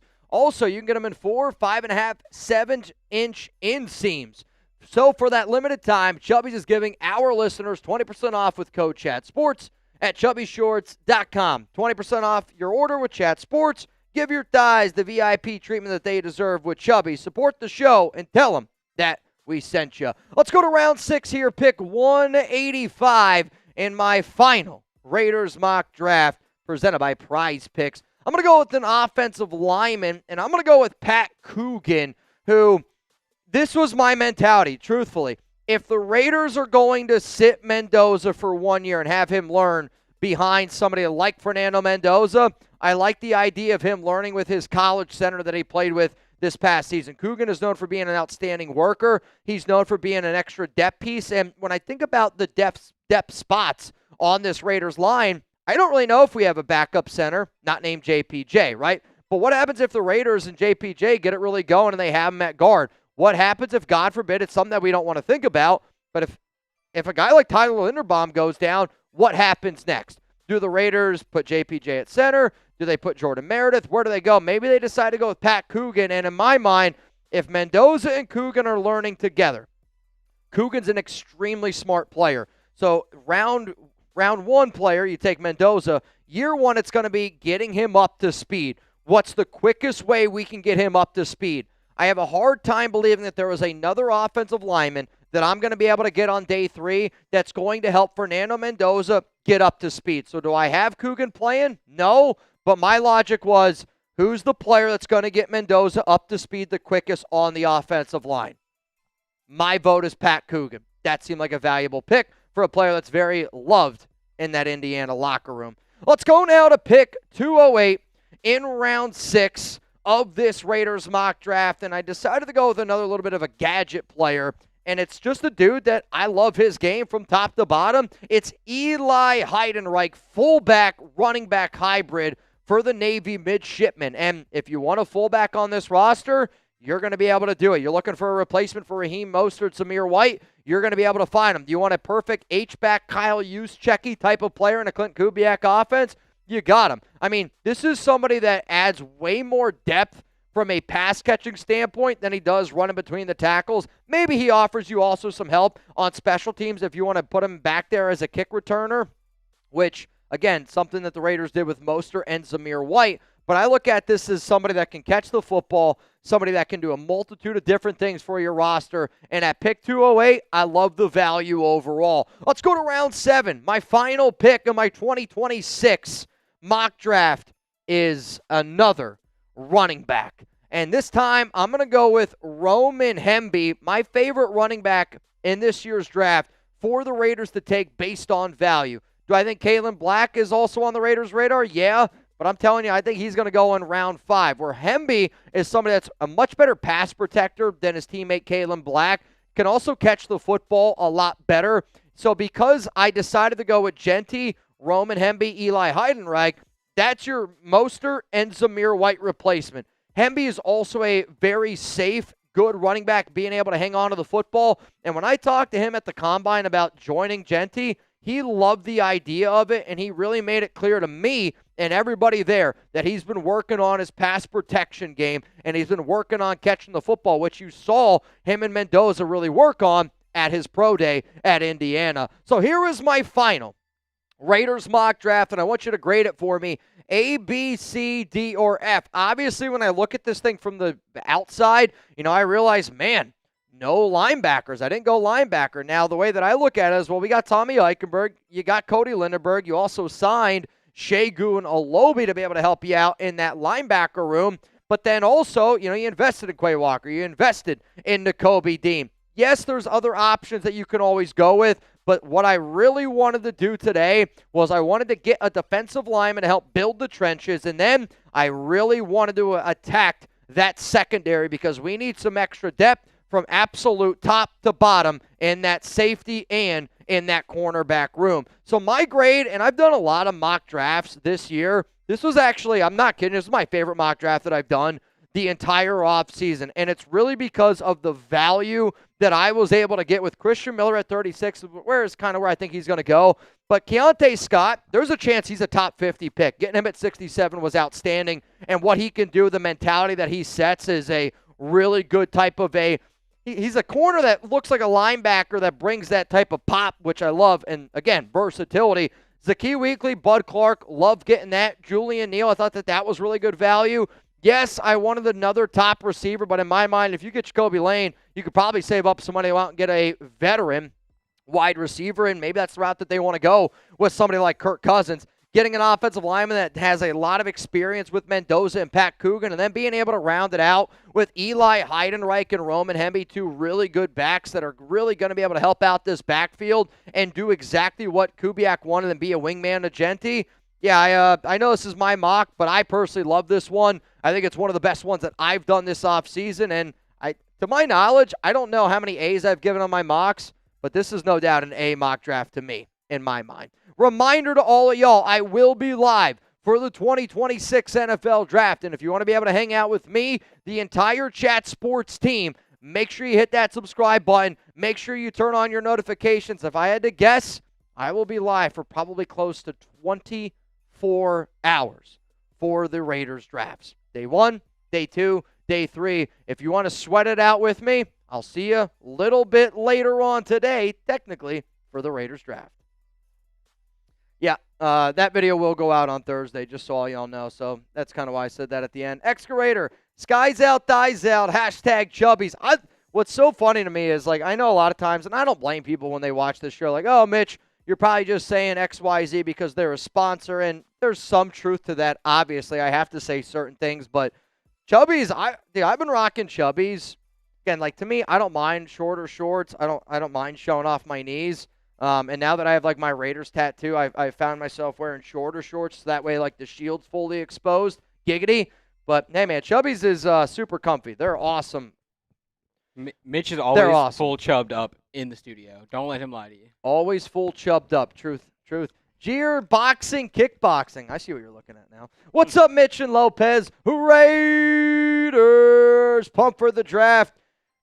I can't even describe how excited I am for the draft. Like, how would y'all describe your excitement in one word for the NFL draft? Let me know down below. Roxco, Raiders Report fan mock draft you did was awesome. My favorite video of the year. Can't wait for more videos like that. That actually makes me super happy that you said that. And, you know, when you've made the amount of videos that I've made, I don't mean this, but, like, sometimes it's hard to get creative again, where, you know, I know that I've made probably almost every video out there, right? You look at a lot of other Raiders content creators, they kind of do spin-offs of a lot of the shows that we've done here. And I'm not saying that people do exactly what I'm doing here. That's not what I'm saying at all. But, you know, it just gets to a point where you're like, you've made so many videos. So I appreciate that you said that. I appreciated the time that people took out of their weekend to get back to me to give the reasons. I think it was a lot of fun because, again, you know, it's like I make a lot of mock drafts. So it's kind of cool to see what y'all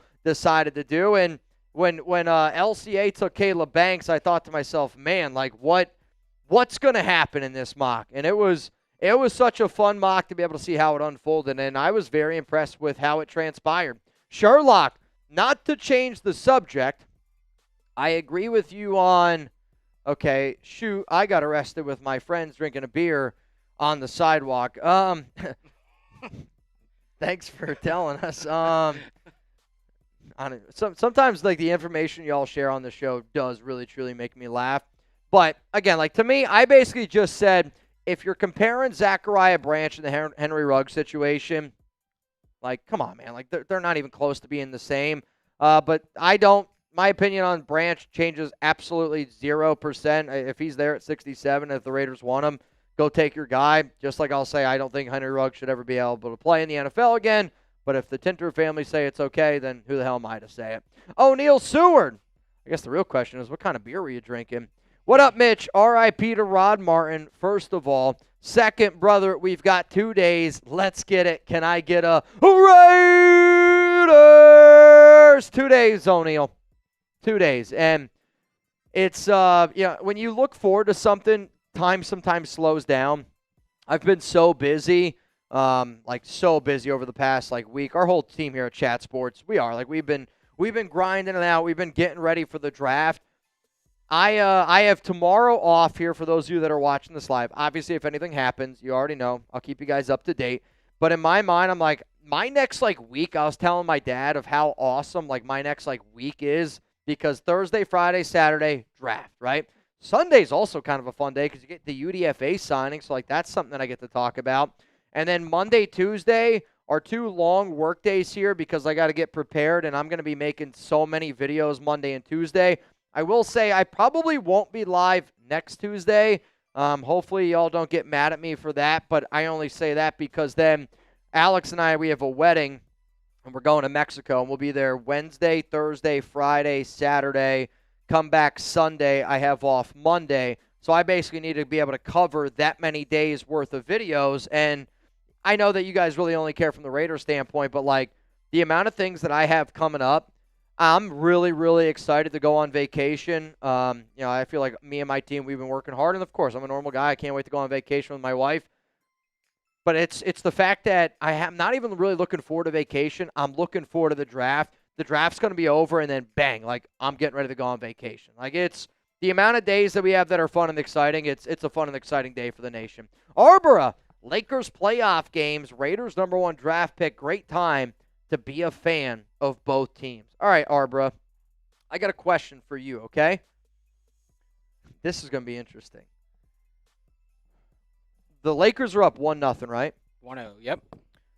Do the Lakers win more playoff games this playoff run, or who wins more games, this Lakers playoff run or the Raiders next season? The Lakers playoff run. Or the Raiders next season. Okay, so if they beat the Rockets, that would be 4 games right there. Okay. Next series would be against the Thunder. Do they take 1 or 2 is the question. Because then get you to 5, maybe 6. What do you think, Arbra? Who wins more, the Lakers playoff this run or the Raiders next season?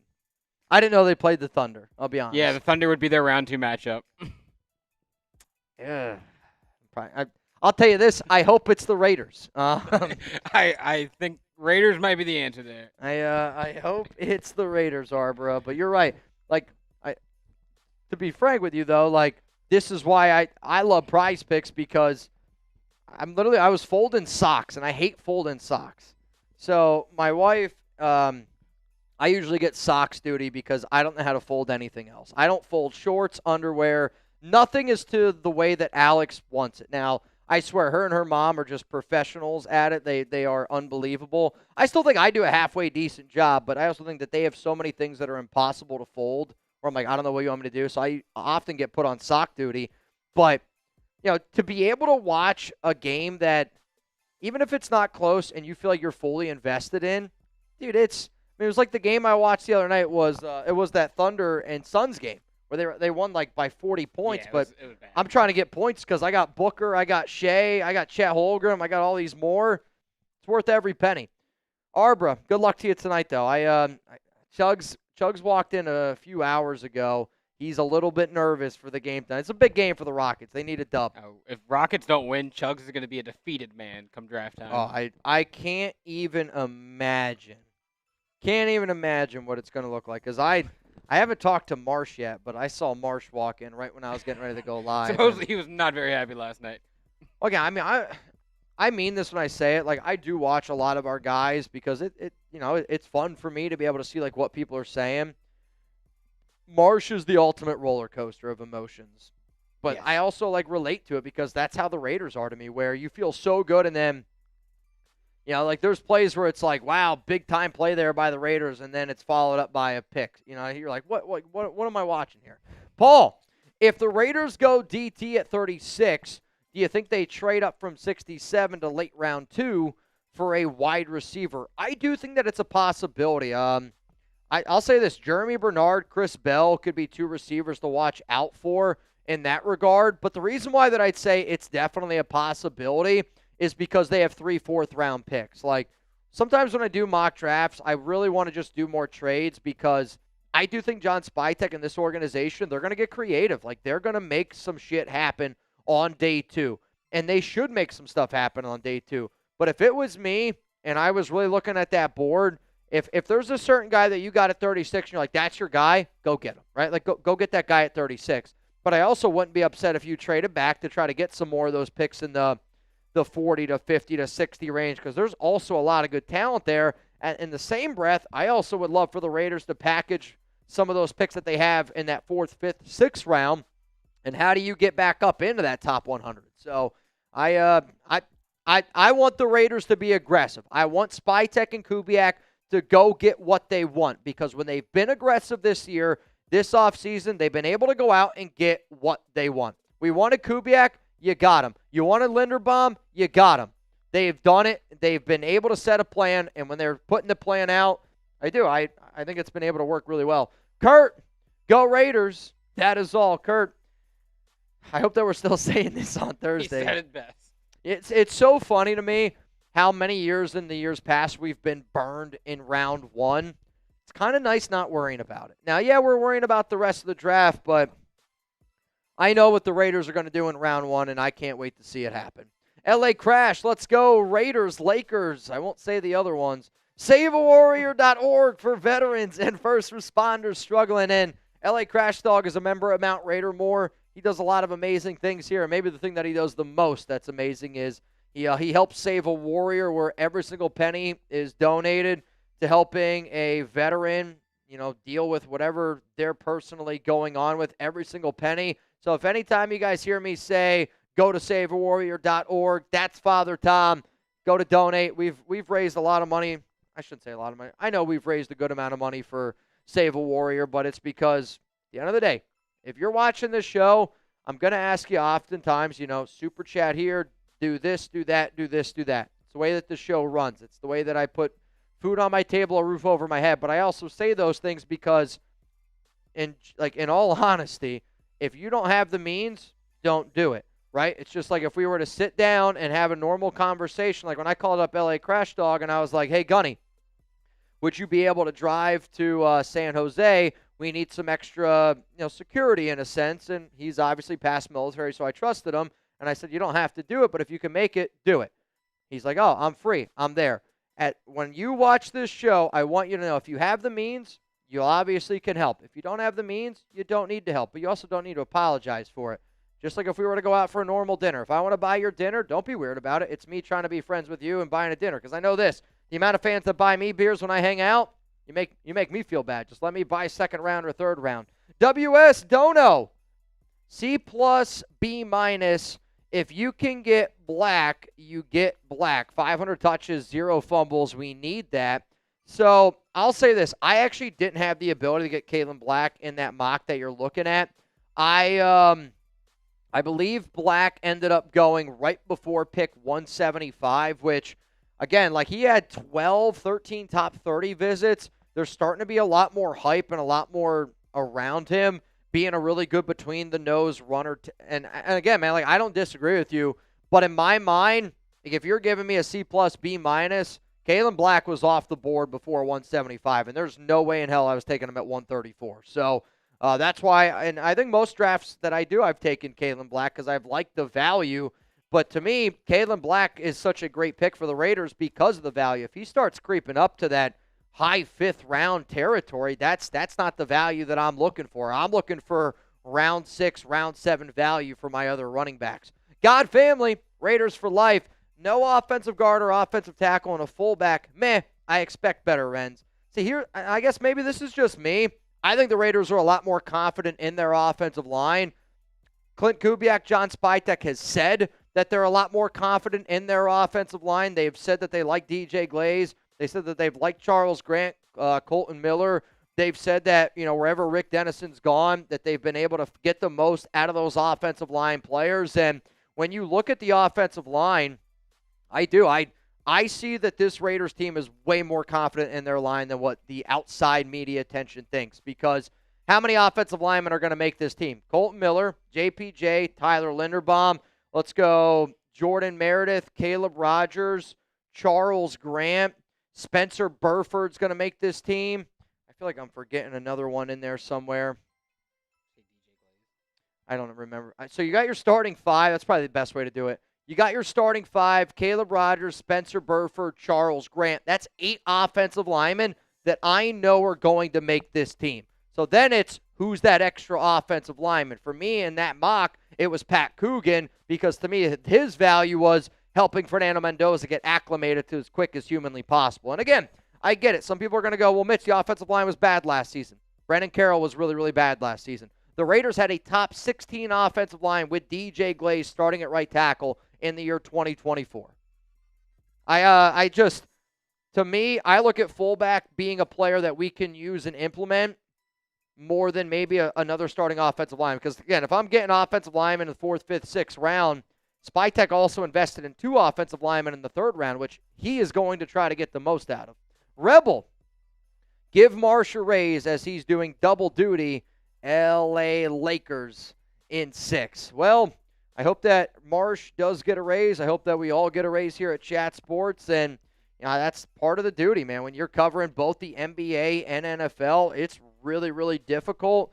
We got a bunch of guys here that do, a whole bunch of different teams. Now, when I first started, I also covered a bunch of the NFL, a bunch of different teams, and the longer and longer that we've gone, like my promise to you has been, hey, if you guys want more Raiders content, I'm going to be more Raiders related. I'm going to be more Raiders centric to get you more Raiders videos. But I've been asked here at the company if I wanted to cover some other sports, it would just be less Raiders videos to be able to cover, more sports elsewhere. But I plan on just covering the Raiders unless other people really, really, truly want me to go cover another team.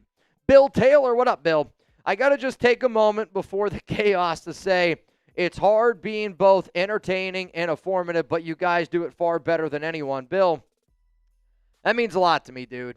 We literally have a sign when you walk into Chat Sports. It literally says entertain and inform. And, I try to live by that every single day when I do this show, because I want people to know that, one, what we do is not all that serious, right? Like, I got a friend that's a cop, and he deals with shit that I can't even imagine dealing with every day. I got another buddy, he's a nurse. The stories that he tells me, well, now he's a doctor, but, the stories, I'm like, they're dealing with, real life stuff. I want to walk into work every single day. I want to put smiles on people's faces, because if I feel like I'm doing that, I'm going to put a smile on my face. I love what I do, and I hope when people watch this show know how much fun that I have, and I hope that people see how much time and energy, that we do put into this program. But, I run this show the way that I like to consume content, and to me, I want to laugh, I want to smile, I want to have a good time. Of course, I want to learn a thing from time to time. I also want to be a part of something that's bigger than myself. And, I got to give a lot of credit to the fantasy footballers, because back in many, many years ago, man, when I used to do podcasting, when I used to live in Germany, I was all by myself. I missed talking English, and I remember just what it felt like to be a part of a community, and I don't take that lightly. So, Bill, words like this, they mean a lot to me. Oh, Neil, Mitch, did you see that Kubiak has no shields on helmets? Love it. I do, man. I love it. To me, you got to earn to be a Raider. Got to earn it. And I get that these guys are already getting paid, and maybe, for a lot of these players, they probably have never seen the Raiders be good. But being a Raider is not just being a football player. Being a Raider's got to go back to meaning something. It's got to be worth a damn. And, I hate to admit it, but my dad and I, we were talking the other day. We were talking about Danville Little League. And he goes, the biggest problem in youth sports is now everybody gets a participation trophy. And the biggest problem in youth sports is everybody wins. And I do think it's more important to learn how to lose than just be given the outright win. And, I see it even in with guys trying to make content. We now are a popular YouTube channel, but people forget the 2.5, 3 years that I spent before I even started the Raiders Report, where nobody watched anything that I did, right? Nobody watched, nobody listened, nobody watched, not compared to the now, but it's you got to fail, and you got to fail over and over and over and over again, I think, to then fully appreciate what you're doing now. And I think for the Raiders, like Kubiak's like making them earn that Raider shield. Like you want to be a Raider, you got to earn it because it is, man. It's about showing up, showing out every single day. Like nothing's given to you in life. And I think when things are given to you, you don't appreciate those things. And I just want the Raiders to buy into what Kubiak is selling. And if this is what they're selling, then hey, let's freaking do it. But I thought what he did was awesome because, shit, man, I'd probably do the same thing if I was a head coach. Reminder, y'all, today's deals here on the program. If you want to get in our duck race, we will do one at the very, very end of the show. It's a $20 Venmo. The last time that I saw, it was for a chance to win $30, but I will tell you this now, a lot more people have gotten in since then. LA Crash, I got you. Greg Vac, you in. Bayou Raider, you're in. Jaime Portillo, you in. Adrian Bravo, and then God Family also getting it in. $20 Venmo right now for a shot to win $110 here on the Raiders Report. If you like this shirt that I'm wearing right now, and if you want to be able to get your hands on some other Raiders Report merch, go to chatsports.com/RR shop if you're looking to get your hands on it. Whether you want the Mendoza shirt, whether you're looking for a Weir Kubiak, if you're a proud supporter of the Raiders Report, that link will be available to all of y'all down in the comments, down in the description of today's show. And I'll also say this. We got some brand new merch dropping very, very soon. I was looking at it, and I saw a glimpse of what we're going to be launching. I'm telling you this right now. I love the shirt that I have on. It might be the new #1 Raiders Report shirt, and we're going to be dropping it, I believe, on Thursday. So be on the lookout for it. But if you want to get any of the merch, it's chatsports.com/RR shop. And I should let you know that as soon, and I mean as soon as the draft starts, we're going to be hyping this up. We're going to be getting this thing going. I'm excited, man. I'm looking at the – oh, wow. They just sent me a photo of it. It's clean, man. It's clean. It looks really good. It looks really good. So let's go to another question. And since we are talking a little bit of basketball, again, Prize Picks this time of the year, playoffs, if you're planning on watching it, put in a lineup. Like if I'm watching a game, I'll put a $5 lineup in because I'm instantly like 3 hours of entertainment for $5, whether I win, whether I lose. Again, to me, it's worth every penny of it. Who do you got? Boston Celtics, Philadelphia 76ers. Let me know down below who you're going to go with, and I'm going to kick it over to my guy Lopez. He's more of the basketball head here. Nick, tell me your prediction. Tell me why you're going that route, and tell me, I think I see double Mitches. Maybe triples. Oh, okay. Hit me. What do we got? The Celtics are going to take this one pretty easily. We saw in Game 1, the 76ers still without Joel Embiid recovering from that appendectomy surgery. He's not coming back this game, probably not next game, probably not the game after that. I just don't think that the 76ers will be able to hang with this Boston team with Jaylen Brown, with Jason Tatum, both back, playing like they were before Tatum suffered that Achilles injury a couple of years or last year. Based on what I've heard around the office, it sounds like if it's not Celtics in 4, that's surprising. Yeah. If the 76ers can steal a game, that's a win. That's a win? That's a win. Okay.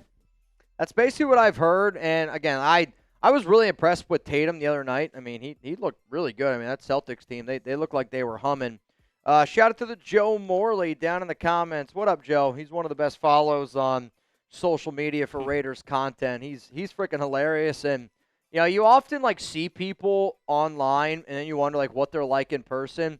Joe is – oh, I didn't even notice Joe's super chat. What up, Joe? I am just here to say – let's go. Draft 2 days away, and the Raiders' future looks bright. Fernando, keep it up, Mitch. You know, Joe, I appreciate that, man. And, again, I got to hang out with Joe at the NFL Combine. I will say this. You don't want to watch Joe's 40 time, but there's not too many people that I think are genuinely as good of people in person as they are on camera. And Joe, I've been watching you've been doing a lot more like stand-up stuff. Like keep going, like keep practicing, keep doing your thing. Being a stand-up comedian is extremely, extremely difficult. But throughout the years, you've meet the different content creators, you meet different people, and I always wonder how people are going to gravitate towards me. And Joe's been stand-up A+ guy. Being able to like actually hear what he does for work was really, really cool. But I'm always going to tip my cap to people that are content creators, because being a Raiders content creator is not easy, but I want you to make content that makes you happy, and I know Joe does that. So, Joe, I actually didn't even know that you super chat. I just saw that you were down in the comments, and I was like, oh, shit, that's my guy. So, greatly, greatly appreciate you, dude. You and I have had conversations. Keep doing your thing. You're bringing smiles to people's faces, which, again, to me, is what being a content creator is all about. Do I want to make people smarter? Of course I do. But I also want people to laugh, and I want people to have a good time, because that's the content that I like to consume. Coming up here next on the Raiders Report, we're going to look at some Day 2 draft targets for the Silver and Black. And then after that, we will get back into some Super Chats. We will get back into some questions. I still got 2 segments that I need to get through here on today's program. And I just saw Philip Bogert. You, sir, are in. And then I got Angela Sherlock also getting it in. $20 Venmo. Right now you have an opportunity to win $130 here on the Raiders Report. You ready to rock? So this is the one where you can use your Lakers lineup. Yes, and then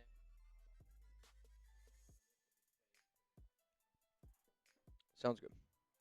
Sounds good, sounds good, sounds good. All right, y'all. Day 2 draft targets coming up here for the Raiders. You ready? You're good. You're good. We got that. Also, random NFL news. Dolphins free agent defensive tackle Benito Jones visited today with the New York Giants. Benito Jones. You ready? Okay, here we go. Raiders Day 2 draft targets coming at you here from Mitchell Renz, host of the Raiders Report. Today's show presented by Prize Picks. Obviously, the Raiders have pick 36 and pick 67 in the 2026 NFL Draft. So what I'm going to try to do today is go through and tell you who are some of the players on offense and defense to look at here, and who are some of the players on offense and defense to look at right here. Let's first start this thing off with the offensive side of the ball at pick 36, Denzel Boston.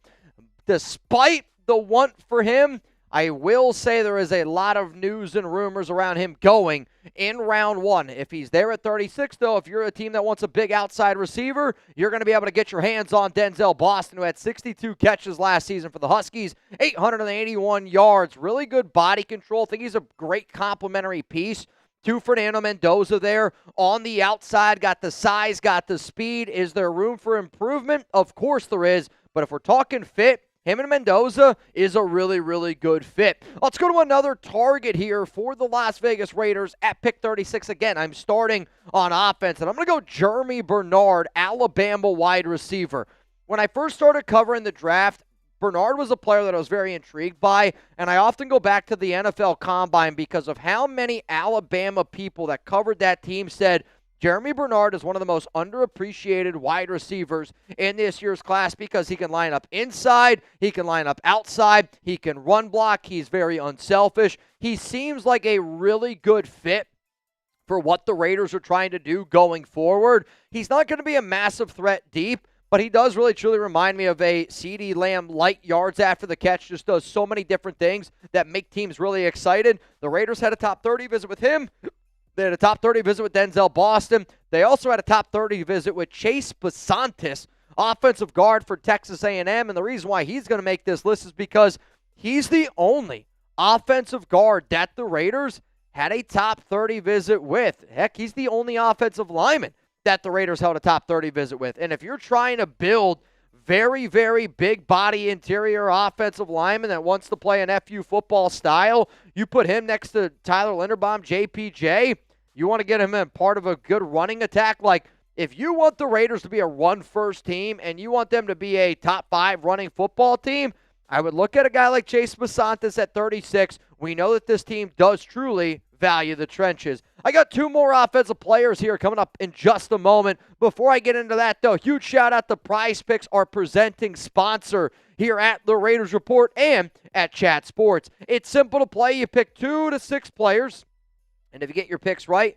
you can watch the winnings roll in. Sign up for Prize Picks with code HMA. Get $50 in lineups instantly when you play your first $5 lineup. Whether you're watching basketball, whether you're watching baseball, pick winners, spreads, totals on those team picks. Play $5, get $50, and then billions, and I mean billions, have been paid out from Prize Picks. And if you want to roll with the lineup, for those of you that are watching this live, obviously this Lakers game has not happened yet, but for those of you that aren't watching this live, you'll be able to tell us whether this lineup was a win or whether it was a loss. But this is Lopez's lineup for Tuesday, and I wanted to be able to show it to you because even Prize Picks, they do deals. Taco Tuesday, Victor Wembanyama, 23.5 points. Give me the more on that. LeBron James, points, rebounds, and assists. It's a goblin pick.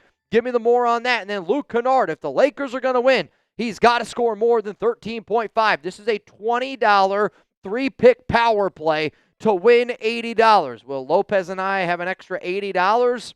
You're going to have to wait and see when you watch this video. So there's going to be a link down in the comments and down in the description of today's program. Download the Prize Picks app today. Use that code HMA to get $50 in lineups after you play your first $5 lineup with that link that's down in the comments and in the description. That's code HMA to get $50 in lineups after you play your first $5 lineup. Prize Picks. It's good to be right. Let's go to another offensive lineman here. I'm going to go Blake Miller. To me, Blake Miller is one of the safest picks that you can do at 36 for a right tackle. He is a plug-and-play right tackle option, and he would be a starter. Do I think that the Raiders go offensive tackle at 36? No, I do not, based on the comments that John Spytek and Clint Kubiak have both said about DJ Glaze and Charles Grant. However, though, if they are truly trying to invest in that offensive line, maybe they felt like they missed out last year on Armin Membu. Maybe they feel like that they want to invest in somebody that can help protect Fernando Mendoza, Kirk Cousins, because they're not the regime that drafted DJ Glaze back in 2024. But for Blake Miller, to me, if the Raiders are going to go offensive tackle, it's between him and then also Max Ihanachor, the offensive tackle from Arizona State. And this guy's got more upside. Like Blake Miller, to me, safer floor, not near as high upside, plug and play right away. Ihanachor, on the other hand, is somebody where I think when you look at him, you're going, if he could sit for a year, that's better. The upside, though, is just, it's staggering. And he's just now starting to learn how to play football, and he's just started playing in 2021. And you can definitely tell that the upside is there. And because I believe in Rick Dennison, because I believe in Clint Kubiak, if he's available at pick 36, I do think that you have to potentially at least keep in mind deciding to go with that route. Here's the thing, though. That was the offensive side of the ball. Like, the more and more mocks I do, the more and more people I talk to, the more I think about what the Raiders team needs are. I have them going with the defensive player at pick 36. I do. And I love the players that are available on defense at pick 36. And I'll show you some of those names here in just a moment. But if you don't know, I will be live for the entire NFL draft. You will see the picks on this YouTube show before you see them on television. If that's not enough of a reason to hit that subscribe button, what if I tell you I'll be live for 24 hours and it's 100% free to watch? Hit that sub button, turn on those notifications. Let's go to the Raiders draft targets here at pick 36 on defense. I'm going to go with Caden McDonald from Ohio State, the #1 defensive tackle in this year's class. Truly elite when it comes to going up against the run. And to me, I value the trenches, and I want to try to make all these players all around him a lot better. Needs to get better in terms of being able to get after the quarterback, but did show at Ohio State that he is somebody that has those traits that can get better.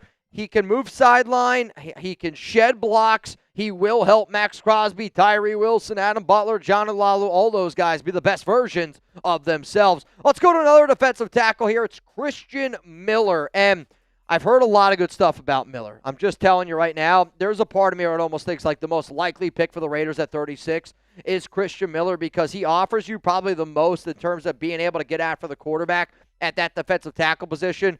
I know that the team loves his leadership qualities. Christian Miller has made it clear that he would like the idea of being a Raider, But to me, you want somebody that can help you control the line of scrimmage. You want somebody that can help you control the ground. You know that they love Georgia Bulldogs. Christian Miller is absolutely a player to keep in mind. Here's where it gets interesting. Emmanuel McNeil Warren, safety from Toledo. There was a report, and there's been some reports. And if you like this time of the year, where there's smoke, there's fire. There's a lot of smoke right now around Emmanuel McNeil Warren falling out of round 1 and potentially being available to the Raiders there at 36. To me, safety is probably actually the Raiders' biggest need on defense. Just glaring starter, we need a starting free safety. Emmanuel McNeil Warren can probably play a little bit of strong, play a little bit of free. He's a great versatile safety that has unbelievable athletic ability. He does get beat from time to time in coverage, but the problem is I don't really think he got tested all that much. He's not as consistent of a tackler, does need to learn to wrap up, but I mean this. If you want the Raiders to go safety, I think Emmanuel McNeil Warren at pick 36 is better value than Caleb Downs in the top 5. Let's go to another player here on defense. It's going to be Chris Johnson, cornerback from San Diego State. The Raiders held a top 30 visit with him, Christian Miller, and Caden McDonald. The only player that they didn't hold a top 30 visit with is Emmanuel McNeil Warren. And because the Raiders did this, they are definitely looking in this range of if certain corners fall out. He's got that C on his chest. You know that matters to Spytech. Last year, the Raiders drafted 9 out of the 11 players that were at least a captain at some point. Really good player, would be an instant starter for this team at corner. And then I'm going to go with Colton Hood here, cornerback from Tennessee, another player that the Raiders held a top 30 visit with. I want to be clear. I don't love the idea of the Raiders going with corner at 36.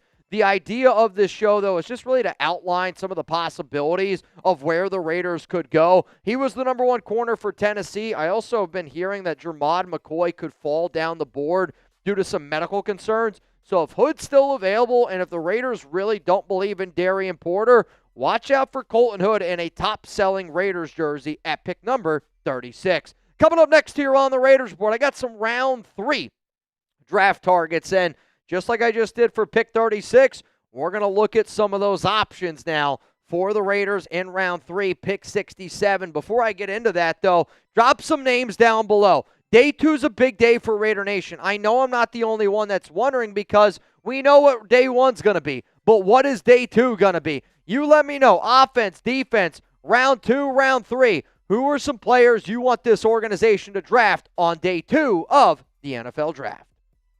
Let's now go to pick 67 here on offense. And I'm going to start here with wide receiver Zachariah Branch. I know what the news was. I know he got arrested. It was a $39 fine. He was on a public sidewalk. It has no impact whatsoever on his draft stock. And if I guess I could say anything, maybe he falls and maybe that gives us a better opportunity to go out and get him. But he is a 4.35 40-yard dash, led the Bulldogs last season in catches and in yards. Dynamic player, and this Raiders offense needs more dynamic players at wide receiver. Let's go to Elijah Surratt, led the Indiana Hoosiers last season with 15 touchdowns, did miss 2 games. Unbelievable body control, has a really good job of being able to box out DBs. Calls himself, is it Waffle House? Yes, Waffle House, because he's always open. Really technically sound. Not a great athlete overall, but again, do you value athlete or do you value the fact that Fernando Mendoza and Elijah Surratt were a match made in heaven this past season? Let's go to an offensive lineman here at 67. It's going to be Jennings Dunker. And mentality. What is Jennings Dunker mentality? It's I'm trying to belittle you, I'm trying to teabag you, and I am a mauler with an unbelievable upside at guard. And I think he plays really, really mean. I love what he's able to bring in a Clint Kubiak offense. To me, this is another option where if you want to go offensive line and you don't want to go Chase Basantes at 36, watch out for Jennings Dunker there at pick 67. Let's go a wide receiver here. It's going to be Ted Hurst. And Hurst could be somebody that falls to round 4 because some people are afraid that he hasn't played against top-level competition. Other people are going, hey, I've seen this guy. He's a big play threat. He can make guys miss. He wins contested catches. Ted Hurst is a really interesting option. It's going to be a big jump, but if you believe in the talent, Hurst is an intriguing option. And then I'm going to go with a receiver that I mentioned in my top 10 wide receivers for the Raiders video, and I really haven't talked about him all that much. But the reason why I'm bringing him up here is there is a lot of buzz, a lot of smoke around Dezon Streebling from Ole Miss. And not so much connecting him to the Raiders, but connecting him in terms of what the Raiders are looking at. They want a big outside X receiver. That is exactly what Streebling does. And the fact that he's also a really good run blocker, that's important because I do see that being a value, something that the Raiders do truly value. Let's now go to round 3, draft targets on defense. I know we're motoring through this video. I'm trying to give you as many names as humanly possible because there's a lot of names that we could look at for the Raiders on day 2. Before I give you those defensive options and to make sure that your defense is always looking great, shout out to today's sponsor, Chubbies. Use promo code CHATSPORTS, that's CHATSPORTS for 20% off. They are another sponsor that we have here on the program. Springtime, it's here, and that means it's time to let the thighs breathe. For a limited time, Chubbies is giving our listeners 20% off with code CHATSPORTS at chubbyshorts.com. Bright polos that demand attention? Check. Killer shorts that show off those beautiful thighs? Double check. Chubby's original shorts provide that classic look with a fresh vibe and modern fit. They're designed for comfort, built for stretch, and designed to give you thigh-high confidence. At the end of the day, your wardrobe deserves a springtime upgrade. So to sweeten the deal for a limited time, Chubbies is giving our listeners 20% off your order with our exclusive code CHATSPORTS at chubbyshorts.com. Experience unmatched comfort and style with Chubby's iconic original stretch shorts. Depending on how much thigh you're looking to show, Chubbies makes them in 4-inch, which I'm sure David Zahn rocks, 5.5-inch, and 7-inch inseams. These shorts have the stretchiest fabric for ultimate flexibility while maintaining a perfectly tailored fit. Featuring an elastic waistband with button fly, enjoy the classic men's khaki with the added comfort of elastic. So 20% off with your order at code CHATSPORTS. Give your thighs the VIP treatment that they deserve with Chubbies. Support the Raiders Report. Tell them that we sent you. Promo code CHATSPORTS at chubbyshorts.com. Shout out to them for sponsoring the show. Let's go to pick 67 targets here on defense. Trayden Stukes, cornerback, safety, unbelievable player in the secondary hybrid. I actually talked to a source earlier this week that we've had some conversations with here for Chat Sports. They told me that they thought Stukes could actually go in the top 50, that he could even go as high as in the top 40. People love the production. People love the versatility. People love the fact that he can play as a inside nickel. They can also drop him back, and because some people value him as this overall hybrid of a player, a lot of coaches are keeping their eyes on him. So I'm telling you, keep your eyes on Trayden Stukes. Let's go to another defensive tackle here. It's the big citrus. It's Dominique Orange. If the Raiders don't go DT at pick 36, this has got to be a guy that they have to consider, because I would say this is like him and then Chris McClellan, who you guys will see on a video that'll drop later. He's in my round 4 targets. Great run stopper, unbelievable at clogging the lanes, and for a nose and a 3-4 defense, like that fit a lot. At safety, I'm going to go with A.J. Halsey, and Halsey from LSU is my number 3 safety for the Raiders. Technically, he's number 4. Caleb Downs, I'm not even considering, quite frankly. But for Halsey, I love his ball hawking mentality. I do think that he can play a little bit of free, a little bit of strong safety. You could tell that he really can jump routes. The instincts are there. Not very tall. He's kind of built more like a strong safety. But to me, if you want a free safety on that back end, A.J. Halsey is absolutely a player to keep in mind. Another safety here that I love is Bud Clark from TCU. 15 interceptions in 4 seasons. He makes plays happen, and he's got really good instincts, wears that C on his chest. I do think that the Raiders probably have more interest in Bud Clark than they do A.J. Halsey, just based on some of the people that I've talked to. But the safety position is one that Kubiak has made it very clear that they need to be able to go out and they need to improve upon this offseason. So guess what? I'm also going to throw in here Zakee Wheatley at free safety. And do I, in a perfect world, would I like Bud Clark, Zakee Wheatley in the 4th round? Yes. Yes, I would. However, though, Wheatley and Clark are kind of creeping up into that 70, 80 range. And a lot of mocks that I've seen, I think they're also on a lot of 70 to 80 range on some big boards. So to me, because Wheatley did struggle at the combine, watch him, though. He's a free safety. Love his mentality, love the instincts, love what he's able to bring to the table, and I do really think that he is a really, really good player based on need, based on fit for this organization. So here's one more time here. I'm just going to say my Raiders round 2 draft targets. Offense is on the left side. Defense is on the right side. This is at pick number 36. And then for pick number 67, these are the players that I'm really paying close attention to. Some of you might go, well, Mitch, I watched the live show. I didn't see any of these in your mock draft. Maybe you did.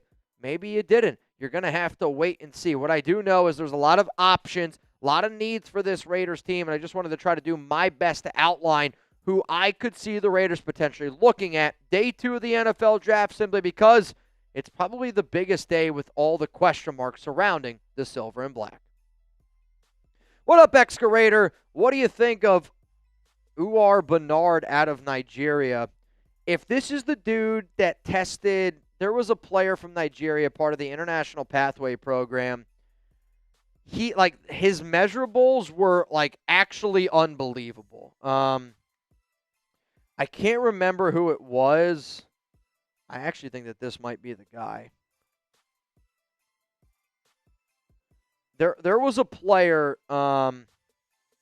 his measurables were just, yes, it's historic combine performance. I don't know how to pronounce the name. But I remember watching the metrics and being like, oh my goodness. They are alien type metrics. But is he going to, to me, you look at a guy like Laki Tassi and you're going, oh, look at all those metrics. He's still trying to learn how to play football. So we'll see. We'll see. Let's go to, are we all caught up? All right, we are all caught up on the supers, so that means this. What we are going to do next is I'm going to refresh my phone. I'm going to see how many people are getting in this duck race. This will be potentially your final chance to get in. $20 Venmo at Mitchell Renz 365 is going to be the way that you're going to be able to get in. Last time that I checked, Angela Sherlock was the last name that I saw. I'm looking right now. Got a few extra people getting it in. Ruben Ortiz in. Jorge Escalara in. Michael Johnson, you are in. $20 Venmo shot to win. $160 here on the Raiders Report. Oh, man. Here we go, here we go, here we go. So one more thing before we get into our final cut here, which is going to be Raiders draft targets on day 3. And I do it a little bit different compared to what you just saw in that last video. Again, I'm trying to give you names. I'm just trying to give you some names to look out for.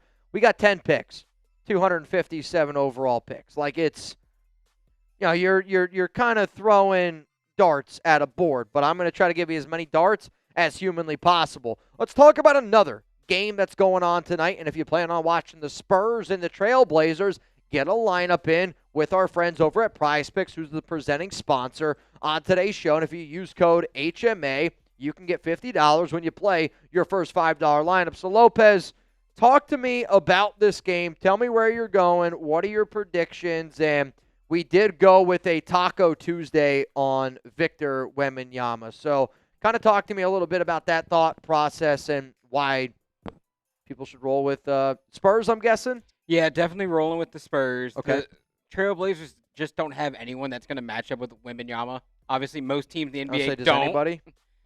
But they just didn't get much support outside of Denny Avdia, who was their lone all-star this year. Nobody really showed up last game aside from Avdia, and Robert Williams also had a good game off the bench. But expect for guys like a Drew Holiday, real veteran leader, to help step up for Portland. Maybe make it a more competitive game. But I think this is going to be very similar to your Philadelphia Celtics series we were talking earlier. Yeah, one of my really good buddies from college, he worked at the Blazers for many, many years. Also, proud supporter of the Raiders Report, Dame Lillard, watcher of the show. Hey. Yeah, Dame watches from time to time. He's a big Raider fan. I DM him. I shouldn't say I DM. Dame DMs me when he wants to talk. I don't DM Dame when I want to talk. It's a very clear. It's actually hilarious. I think I've messaged him. I don't even know. He answers me probably 10% of the time. when Dame Lillard DMs you, you answer. You know You what I have mean? to. Like it's always it's Dame time. You know, it's Dame time. So like I root for the Blazers because of him and like my buddy, but like the San Antonio Spurs are just so fun to watch. They're electric. I mean, they really are. To watch Victor. Yeah. And what no one talks about is they have a deep team. Yeah. They got guys on their bench that would be consistent starters on most teams in the NBA. They're deep outside of just Wemby. Okay.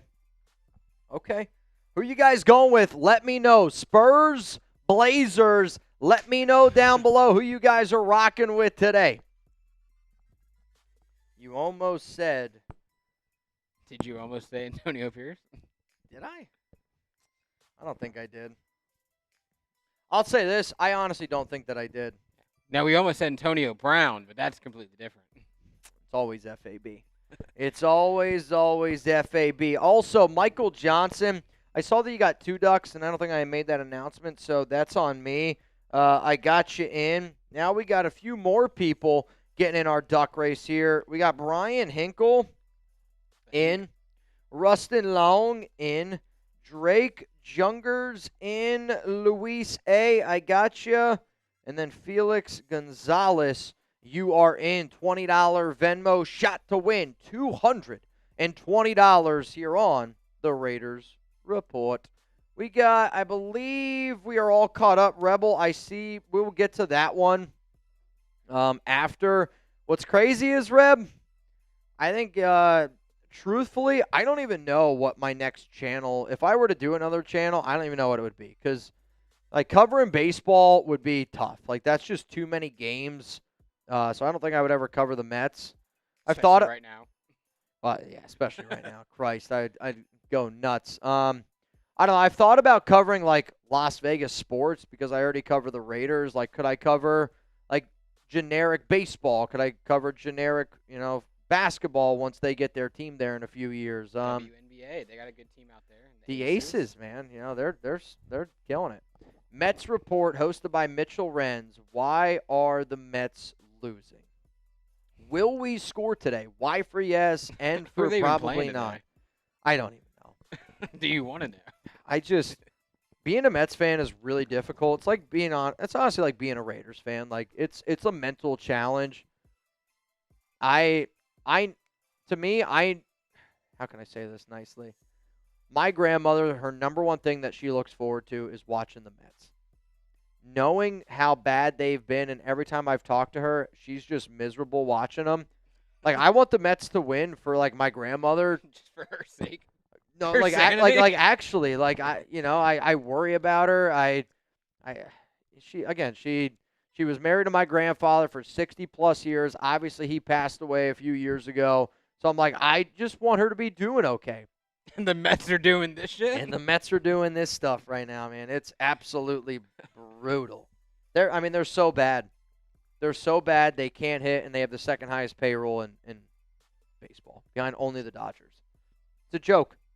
It's a joke. Rebel, I won't be doing a Mets show, though. I can promise you that. If the Mets, again, baseball has been a fickle mistress here at Chat Sports. I don't know what I would do.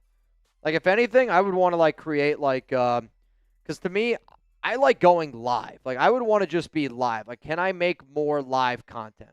I think college football is on the up and up at Chat Sports. Could you see yourself doing a college football channel?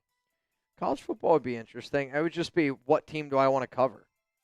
Like, because I don't have a passion for a college football team the way, like, I do the Raiders, the way that I do for some of these other sports teams. Like, I grew up watching Penn State, but now because of Mendoza, like, shit, man, I kind of root for Indiana from time to time. It'd be interesting. I don't know. Like, LSU would be fun, but, I wouldn't cover LSU. Texas would be my wife would love for me to cover Texas football. Big Texas football fan? But I'm not a Texas football fan. We have people that would do a much better job at that. There's a lot more ins and outs, transfer portal, all that. Also, Nav, what's going on, man? Appreciate you tuning in. I don't know if I saw my guy Gustav here. I can never pronounce your last name. I don't know if you're here yet, but I know it's your birthday tomorrow. So if you're here, Jack, please let me know. I figured you'd be here. I saw Jack Kenna, so I thought, oh, is that him? I think He commented before we went live because I feel like I saw that while I was setting things up. Someone commented it was their birthday, and I think it was someone named Jack. Yeah, I can never pronounce his last name, so I always forget how to say it, but I follow him on social media. So he told me, basically, I got a message telling him say happy birthday. It was his 18th birthday, so I don't know if Jack's here or not, but happy 18th birthday. It's tomorrow, though. It's tomorrow. Go live it up. Live it up, man. You got a few hours of being less than 18. Is 18 when you can buy cigarettes, or is that also 21 now? I actually don't know. I would imagine. I mean, I'll say this. If you can go fight for your country, you should be able to also get a drink of alcohol, Yeah, you can get a beer. right? Like, I'll say, like, when I lived in Germany, I love the way that they did it, and I actually think it would help out our generation. Now, I've also learned that, like, the younger generation now doesn't drink as much. I think it's because it's expensive compared to, like, I don't know, I think the younger generation does other things. But when I was in Germany, it was 16 years old to drink beer, and I liked it because it was beer and wine was 16, hard liquor was 18. And I just thought it was a great idea because I also, met so many parents, met so many kids, because at the time I was coaching a baseball team when I lived over there. And when you're brought up that wine and beer is like culture. Like over there, like beer is culture. Wine, to have a glass of wine with like your mom like during a dinner, not every day, but like once in a while, it's not a bad thing. And I've learned, like when I lived in Germany, way less people flat out abused beer and wine. Now, that's coming from me, and I still, abuse beer and wine from time to time.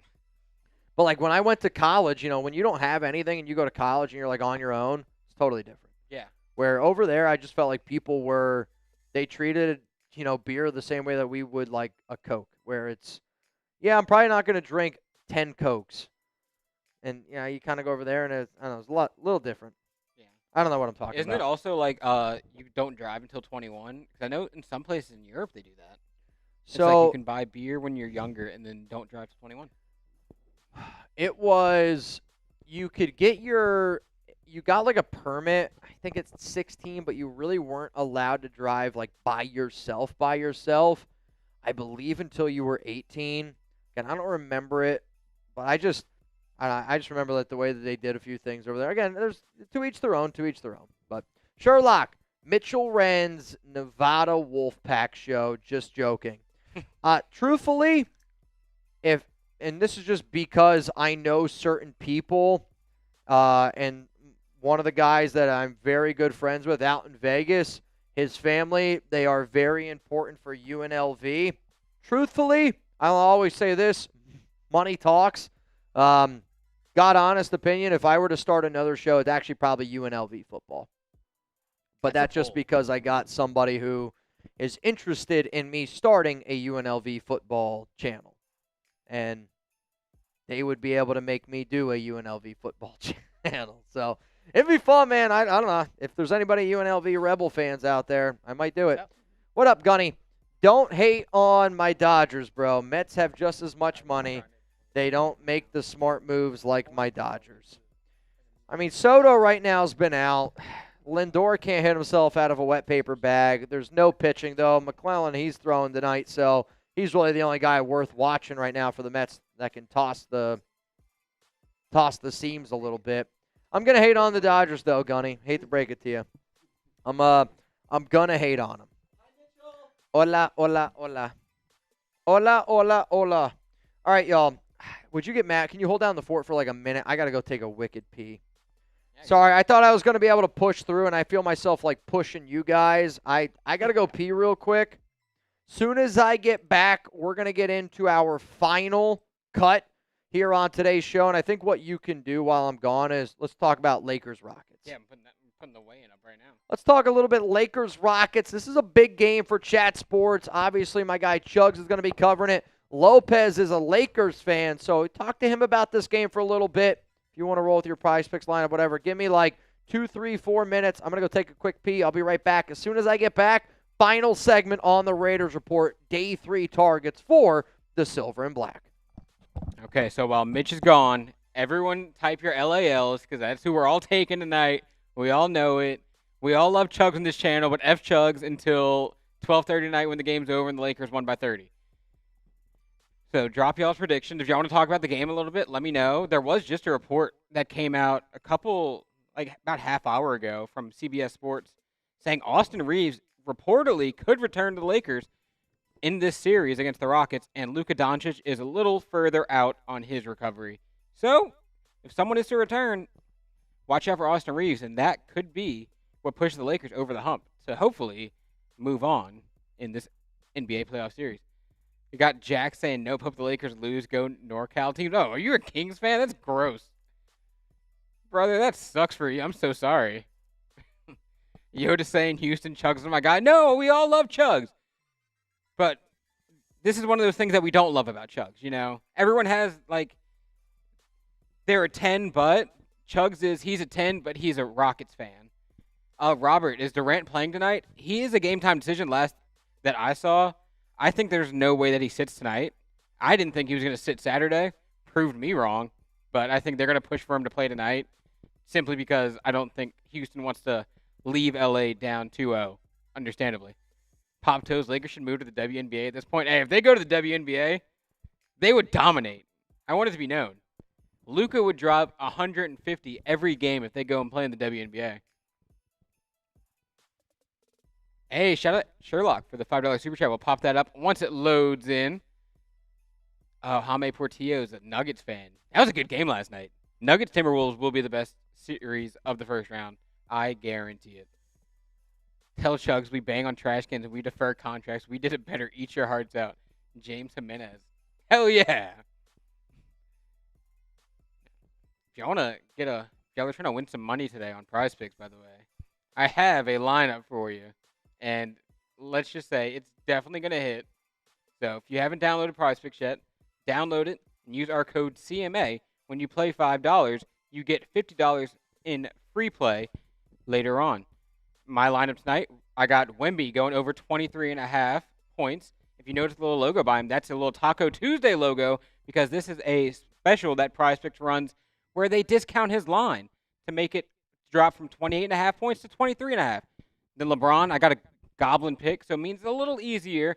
But if he gets 34.5 points, rebounds, and assists, that'll hit. And then Luke Kennard, I need 13.5 points from him tonight. He had 27 the other night, and if the Lakers want to win, Luke Kennard is going to have to get 13.5, probably more.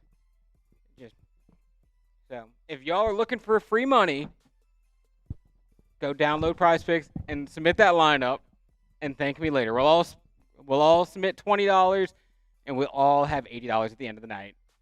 I mean, shit, man. I'm not going to lie. I haven't submitted it yet. If you want a really deep one, I submitted one with this, but I added one more leg. I'm listening. Cincinnati Reds, Sal Stewart. Nope. He is the hottest rookie in the MLB right now. All we need is a hit. One hit against the Tampa Bay Rays. When do they play? 30 minutes.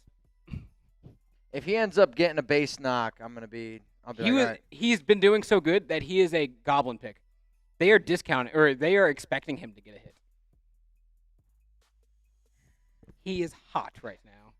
I got you. But see, I also have a rule that I only play Prize Picks lineups when I watch the game. I get that. And again, that's a rule that I do because, again, at the end of the day, you could get a lineup in for every game. If you want to do it, that's fine. Because I know how I am, and I probably would get a lineup in all the time. And my rule of thumb is I will never lose a Prize Picks lineup if I watch the game. Because, again, you're going to watch it anyway. Well, not every game, but, in my mind, if you're watching a game and you're spending $10 lineup, $20 lineup, if I'm sitting at home and I'm watching that game, I enjoy the game so much more where, again, in today's day and age, if you go out and about 3 hours, if we were to go out to a bar for 3 hours, if I only spend $20, I'm going, damn good night. That's an impossible night, right? It's an impossible night. Now, I don't know. Maybe someday I'll get lucky, but it's probably not going to happen. I think my plan after this, I'm going to go sweat out my Prize Picks at home, sip on some THC seltzers, and have a good night. Have a night. Yeah, I'm off tomorrow. Exactly. Oh, I plan on watching a lot of basketball tonight. Lots and lots and lots of basketball tonight. Though, before I do that, though, we got one more segment that we got to get through today, and there's a lot of concentration on Fernando Mendoza for good reason, right? Number 1 overall pick. A lot of concentration on pick 36, day 2 of the draft. However, though, I could make an argument. The happiest I've been as a Raiders fan during the draft has been day 3. And, the Raiders have done a better job throughout, like, the past years. Genty, Bowers, JPJ, those are good picks in the earlier rounds. But the OG Raiders fan, Max Crosby, round 4. Nate Hobbs, round 5. Hobbs was round 5, right? Yeah, I think Hobbs was round 5. Renfro was definitely round 6. I remember that. But, see, now am I getting them flipped? Was Renfro 5 and then Hobbs was 6? Hold up, give me a second. Because Hobbs was Illinois. See, I feel like Hobbs was round 5 and Renfro was round 6. Yep. That was it? I'm pretty sure. Again, I'm going off top of my dome. Yeah, Renfro was 5th. Renfro was 5th. Hobbs was 6? Yeah. Okay. I think it's just one of those things where day 3 is also really, really important. Oh, they were both 5th. They were both 5th. Yeah. Interesting. Who am I thinking of? Who was round 6 then in that draft? Oh, well. Give me 1 second. I can find that out for you. It's funny to me how oftentimes I'll just start blending drafts together. Leatherwood. That's nasty. 2021, the Leatherwood draft. Yeah, it's not pretty. 2021, they didn't have a 6th-rounder. Yeah, 2021 they didn't. Amik was the final pick in that draft. He was the 4th rounder. Jimmy Morrissey Jimmy Morrissey, was the 7th the round. center from Pitt. Yes. Oh, shit. He didn't even make the 53, though. Dude, you look back at some of those drafts, and they are interesting. The draft where the Raiders selected Ruggs and Arnett actually might be like the worst draft I've ever seen. I don't know if there's a single player that the Raiders drafted that year. I don't even know if a single one of those guys is still in the NFL. It's unbelievable. Though, actually, Isaiah Johnson the other day, the cornerback who the Raiders drafted out of Houston, he, randomly followed me on Twitter, and I was like, what happened? What happened? Tyree Gillespie was the 6th-round pick from Refined Zeus. Oh, boy, Tyree Gillespie. You got some names on here from 2020. Don't even remind me. Oh, 2020? Ruggs, Arnett, Lynn Bowden, Brian Edwards, gone. Brian Edwards, Tanner Muse, gone. Tanner John Muse, Simpson, gone. and Amik Robertson. John Simpson's still in the NFL. Hey. So is Amik. All those other picks, though, I actually don't know if any of those other guys are still playing in the league. Don't 2 know. for 7. It's not good. Not good, not good, not good. What is good is coming up here on the show. We're going to get into our Raiders draft targets on day 3. Very, very important day. And then after this, we will then do our duck race, which right now, winner would go home with $220. After that, it'll be Bon Voyage. And next time you guys will see me live, NFL draft. Crazy. Crazy. Crazy. Crazy. Amik was legit. He was legit. Amik? I mean, Amik probably was.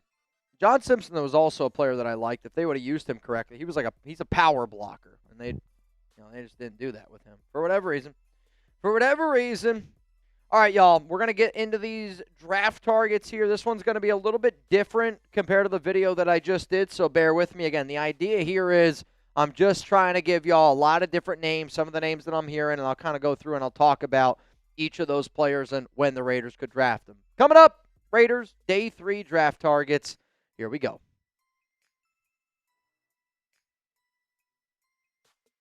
Raiders Day 3 draft targets coming at you here from Mitchell Renz, host of the Raiders Report, and today's show is presented by Prize Picks. The Silver and Black have 7 picks on day 3. You can see them outlined down below. 102, 117, 134, 175, 185, 208, 219. Those numbers have been glued in my mind for a really, really long time. And if you want to watch all these picks with me live on the Raiders Report, make sure you hit that subscribe button. So the way that I'm going to do this is I'm going to go through all these day 3 targets. I'm going to start on offense. Then I'm going to go on the defensive side of the football. But I'm going to do it position by position. Why? Raiders have obviously a lot of picks, a lot of different ways that we can go. So I'm just going to outline some of the players that I personally would want the Raiders to look at, and also some players that I think the Silver and Black could ultimately look at. Let's first go to the quarterback position. Yes, I'm giving you every single thing possible. It's why I want you to watch this program. So to me, the day 3 quarterbacks, if the Raiders decide to go with the QB, I'm going to throw out 4 names for you. The name Luke Altmaier, he's a quarterback from Illinois. The Raiders have met with him. Now, some other options, I would say, from more of a UDFA standpoint, and you can see what team they play for. It's their background. Also, you can see the abbreviation. Athen, I can never pronounce his name, from Rutgers. Baron Morton, Jacob Clark are all 3 quarterbacks that the Raiders met with, whether it be at the Combine, or not at the Combine, it was at their pro day, and also had some sort of Zoom conversation with. I personally don't see the Raiders drafting a quarterback. I see them looking for more of a UDFA option, but I just wanted to show all y'all some of the names that should be at least a little bit in the back of your mind. Let's go to the running back position. I've said it before and I'll say it again. The Las Vegas Raiders will draft a running back this year, and I believe it's going to happen on day 3 of the NFL draft. The 5 running backs that I really like for the Raiders, and you can see what round I want the Silver and Black to target them in. Emmett Johnson from Nebraska, somebody you got to look at in round 4. Love what he's able to do between the tackles. Kalen Black had a top 30 visit with Las Vegas. Eli Heidenreich, little fullback, running back hybrid from Navy. If you can get him in round 6. And then round 7, Roman Hemi does a really good job pass protecting, run between the tackles. And then if you're looking for a scat back, Desmond Reed. If you want a longer video where I go more in depth on each one of these players, you can check it out on the Raiders Report. But if you do believe in what Clint Kubiak had to say of, Clint wants a wingman for Ashton Genty. If you want the Raiders to be able to find that replacement for Zamir White and Raheem Mostert, but do it on day 3, I hope that you hit that like button, because to me, that is a smart move by this Raiders organization, adding a running back on day 3. Let's now go to the wide receiver position, and the Raiders did a lot of homework at the wide receiver market, the entire top 30 visits this entire offseason. And I'm going to give you a lot of names, 10 names that the Raiders can look at that wide receiver position on day 3. Before I get into that, today's show sponsored by Prize Picks. Get $50 when you play your first $5 lineup over at America's #1 fantasy sports app out there. The playoffs are here. I'm going to show you a nice little basketball lineup. For those of you that are watching this live, the Lakers game hasn't happened yet. For those of you that aren't watching this live, you're going to be able to tell me whether or not Lopez and I's lineup ended up being a success or not. So to me, I'm watching a game tonight. So if I know I'm going to be watching a basketball game, get a lineup in, and even if you don't win, I still feel like a winner. And I say that simply because in today's day and age, for me to put $20 on a lineup and I have that opportunity to win $80, if you were to go out and about and spend $20 for 3 hours worth of entertainment, it's absolutely unheard of. Taco Tuesday, Victor Wembanyama. Y'all know I'm a man that loves a good deal. That's a hell of a deal for Victor, 23.5 points. He's absolute must-watch. LeBron James, Luke Kennard, also give me the more. This is a 3-pick power play. All 3 of these need to happen for me to turn that $20 into $80. Let's see if Lopez can put some of that extra money in my pocket. So for all y'all that are out there watching, you see that code at the bottom hand of your screen, HMA.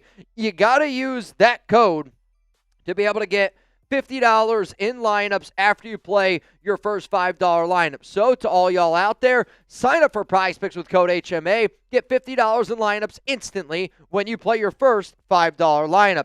Download the Prize Picks app today with that link that's going to be down in the comments, down in the description of today's show. Use code HMA to get $50 in lineups after you play your first $5 lineup. Prize Picks. It's good to be right. Let's now go to my day 3 draft targets at wide receiver. Some of you might go, well, Mitch, didn't you have Ted Hurst on your day 2 targets? I did. I just don't know exactly where Ted Hurst is going to go. I see him being a tweener between round 3, round 4. For Chris Brazzell, I like his outside ability. Same with Jacoby Lane and Bryce Lane. The Raiders have 3 picks on round 4, and if they decide to go with the receiver, these are the 5 receivers that I would potentially target, starting with Hurst at 102, Brazzell and Jacoby Lane, Bryce Lane, Skylar Bell, probably a little bit later there at 134. But here's the thing.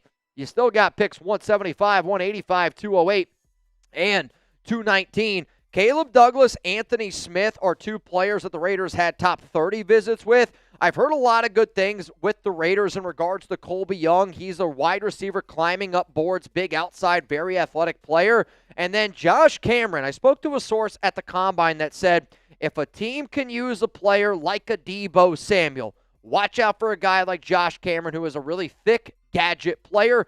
Don't sleep on Malik Benson either, though, from Oregon, who the Raiders did have a pre-combine visit with. Let's go to the tight end position. And, yeah, do I really think that the Raiders need to draft a tight end? No, not necessarily. I think that we're pretty squared away at that spot. So here's what I'm going to show you. I'm going to show you a tight end that I would target for the Raiders in each round.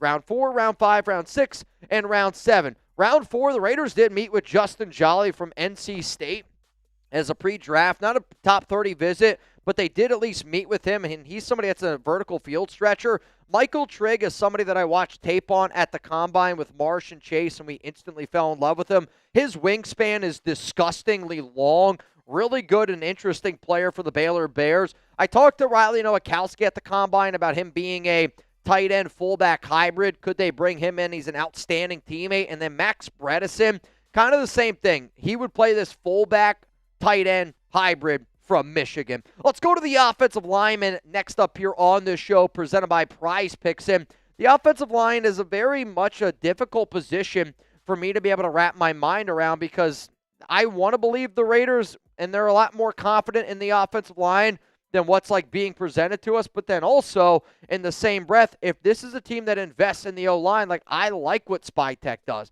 I like what Kubiak does, and they've always done a good job valuing the offensive line. Well, I shouldn't say always. They didn't do a very good job of it last year. Now with our brand new offensive line coach, I'm hoping that some of those values are really, truly, going to be had, because it is important. Like, no doubt about it. Very, very, very important. So for the Raiders here, you can look at a few different offensive linemen from top to bottom. Like, I think a guy like Pat Coogan is a very intriguing option to look at. The Raiders didn't do too much homework on the offensive line overall. And again, like, to me, you can go a multitude of different ways. Pat Coogan is no doubt one of the offensive linemen. I'm also realizing in the script that I didn't have too many offensive lineman targets down there for Lopez, so that's a miss on me. I'll try to do a better job of giving you guys some other offensive lineman prospects to look at. Cage Casey will be another name that I'll throw out there from the top of my dome.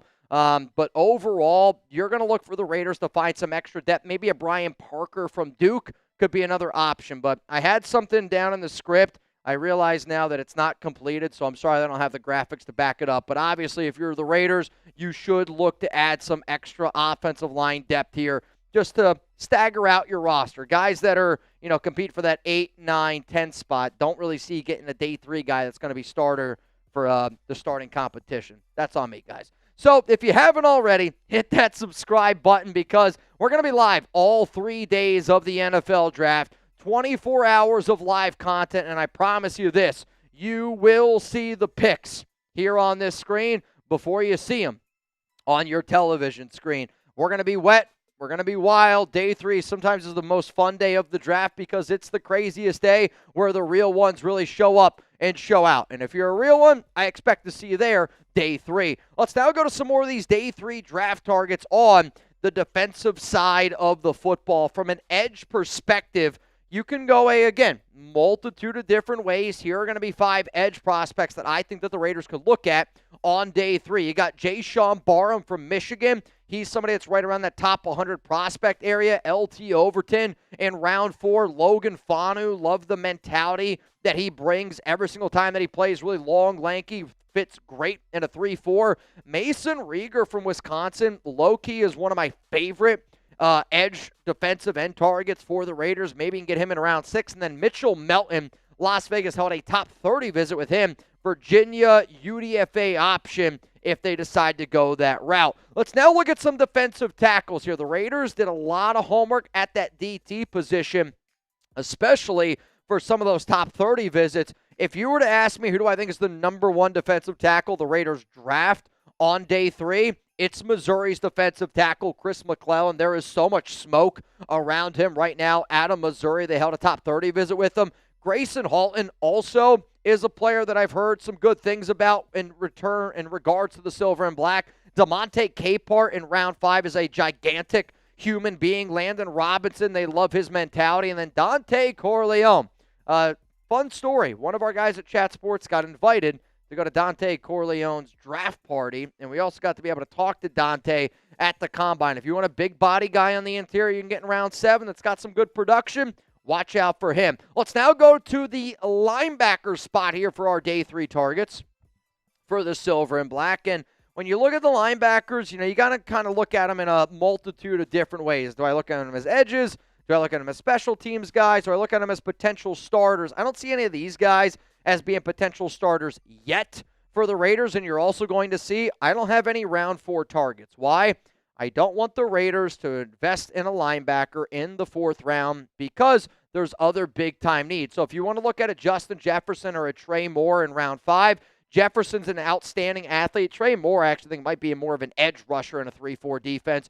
Harold Perkins Jr., there's not too many guys that have the amount of experience that he does on special teams and playing in defense. And if I'm the Raiders and I'm looking for a linebacker, I want somebody that I believe has special teams value. Him and Tyrion York, who the Raiders met with also, and then Jack Dingle, who the Raiders had a top 30 visit with.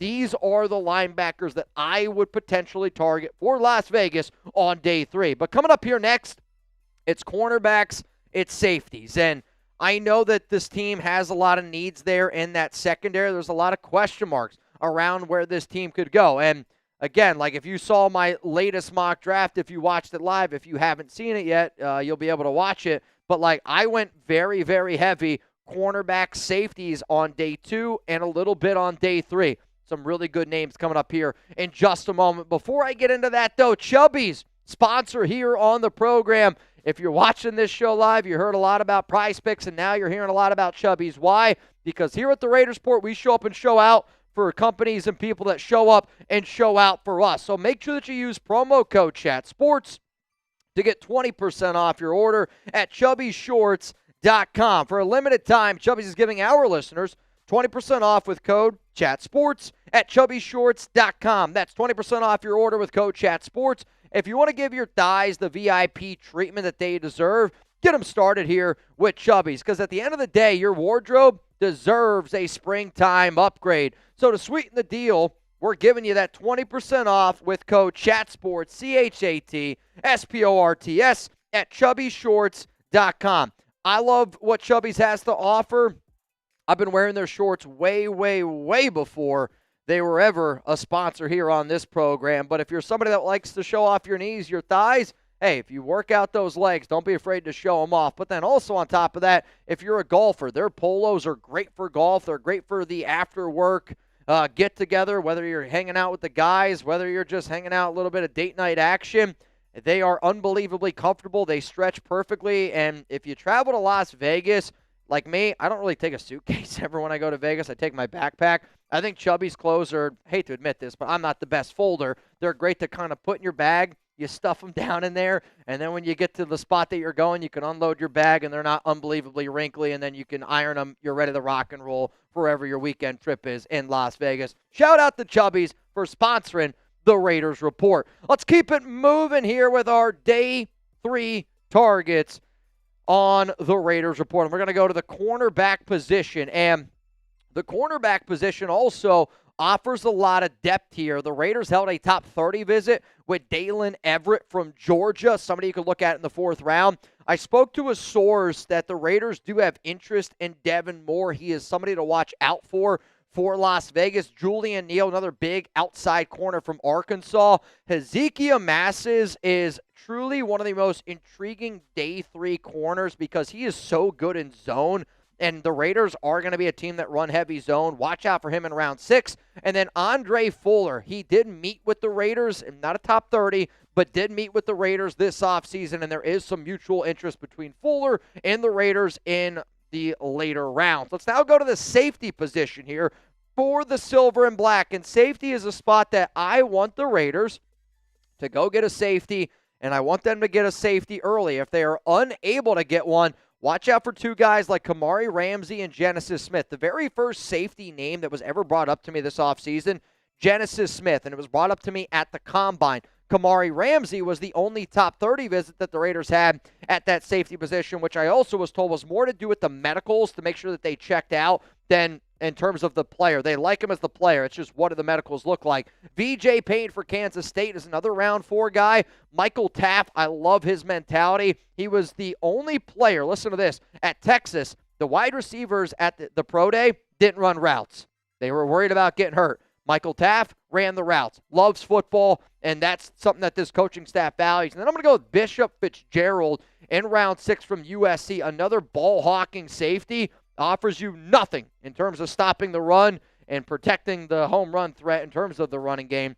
But he's actually a pretty good ball hawk, has made some nice plays for the USC defense. I will admit this, though. I kind of lied. I said I would only do offense, only defense. We've made it this far in the draft process. I'm going to give you a little bit more of a cherry on top here in just a second. And I'm going to look at some kickers because right now the only guy that we got is Matt Gay, and the Raiders have been doing some homework at that kicker spot. So before I show you this, though, one player. Give me one player. You're hoping the Raiders draft on day 3. We have 7 picks in total. Again, off the top of my head, 102, 117, 134, 175, 185, 208, 219. I see it in my sleep. Who's one player you're hoping the Raiders draft on day 3?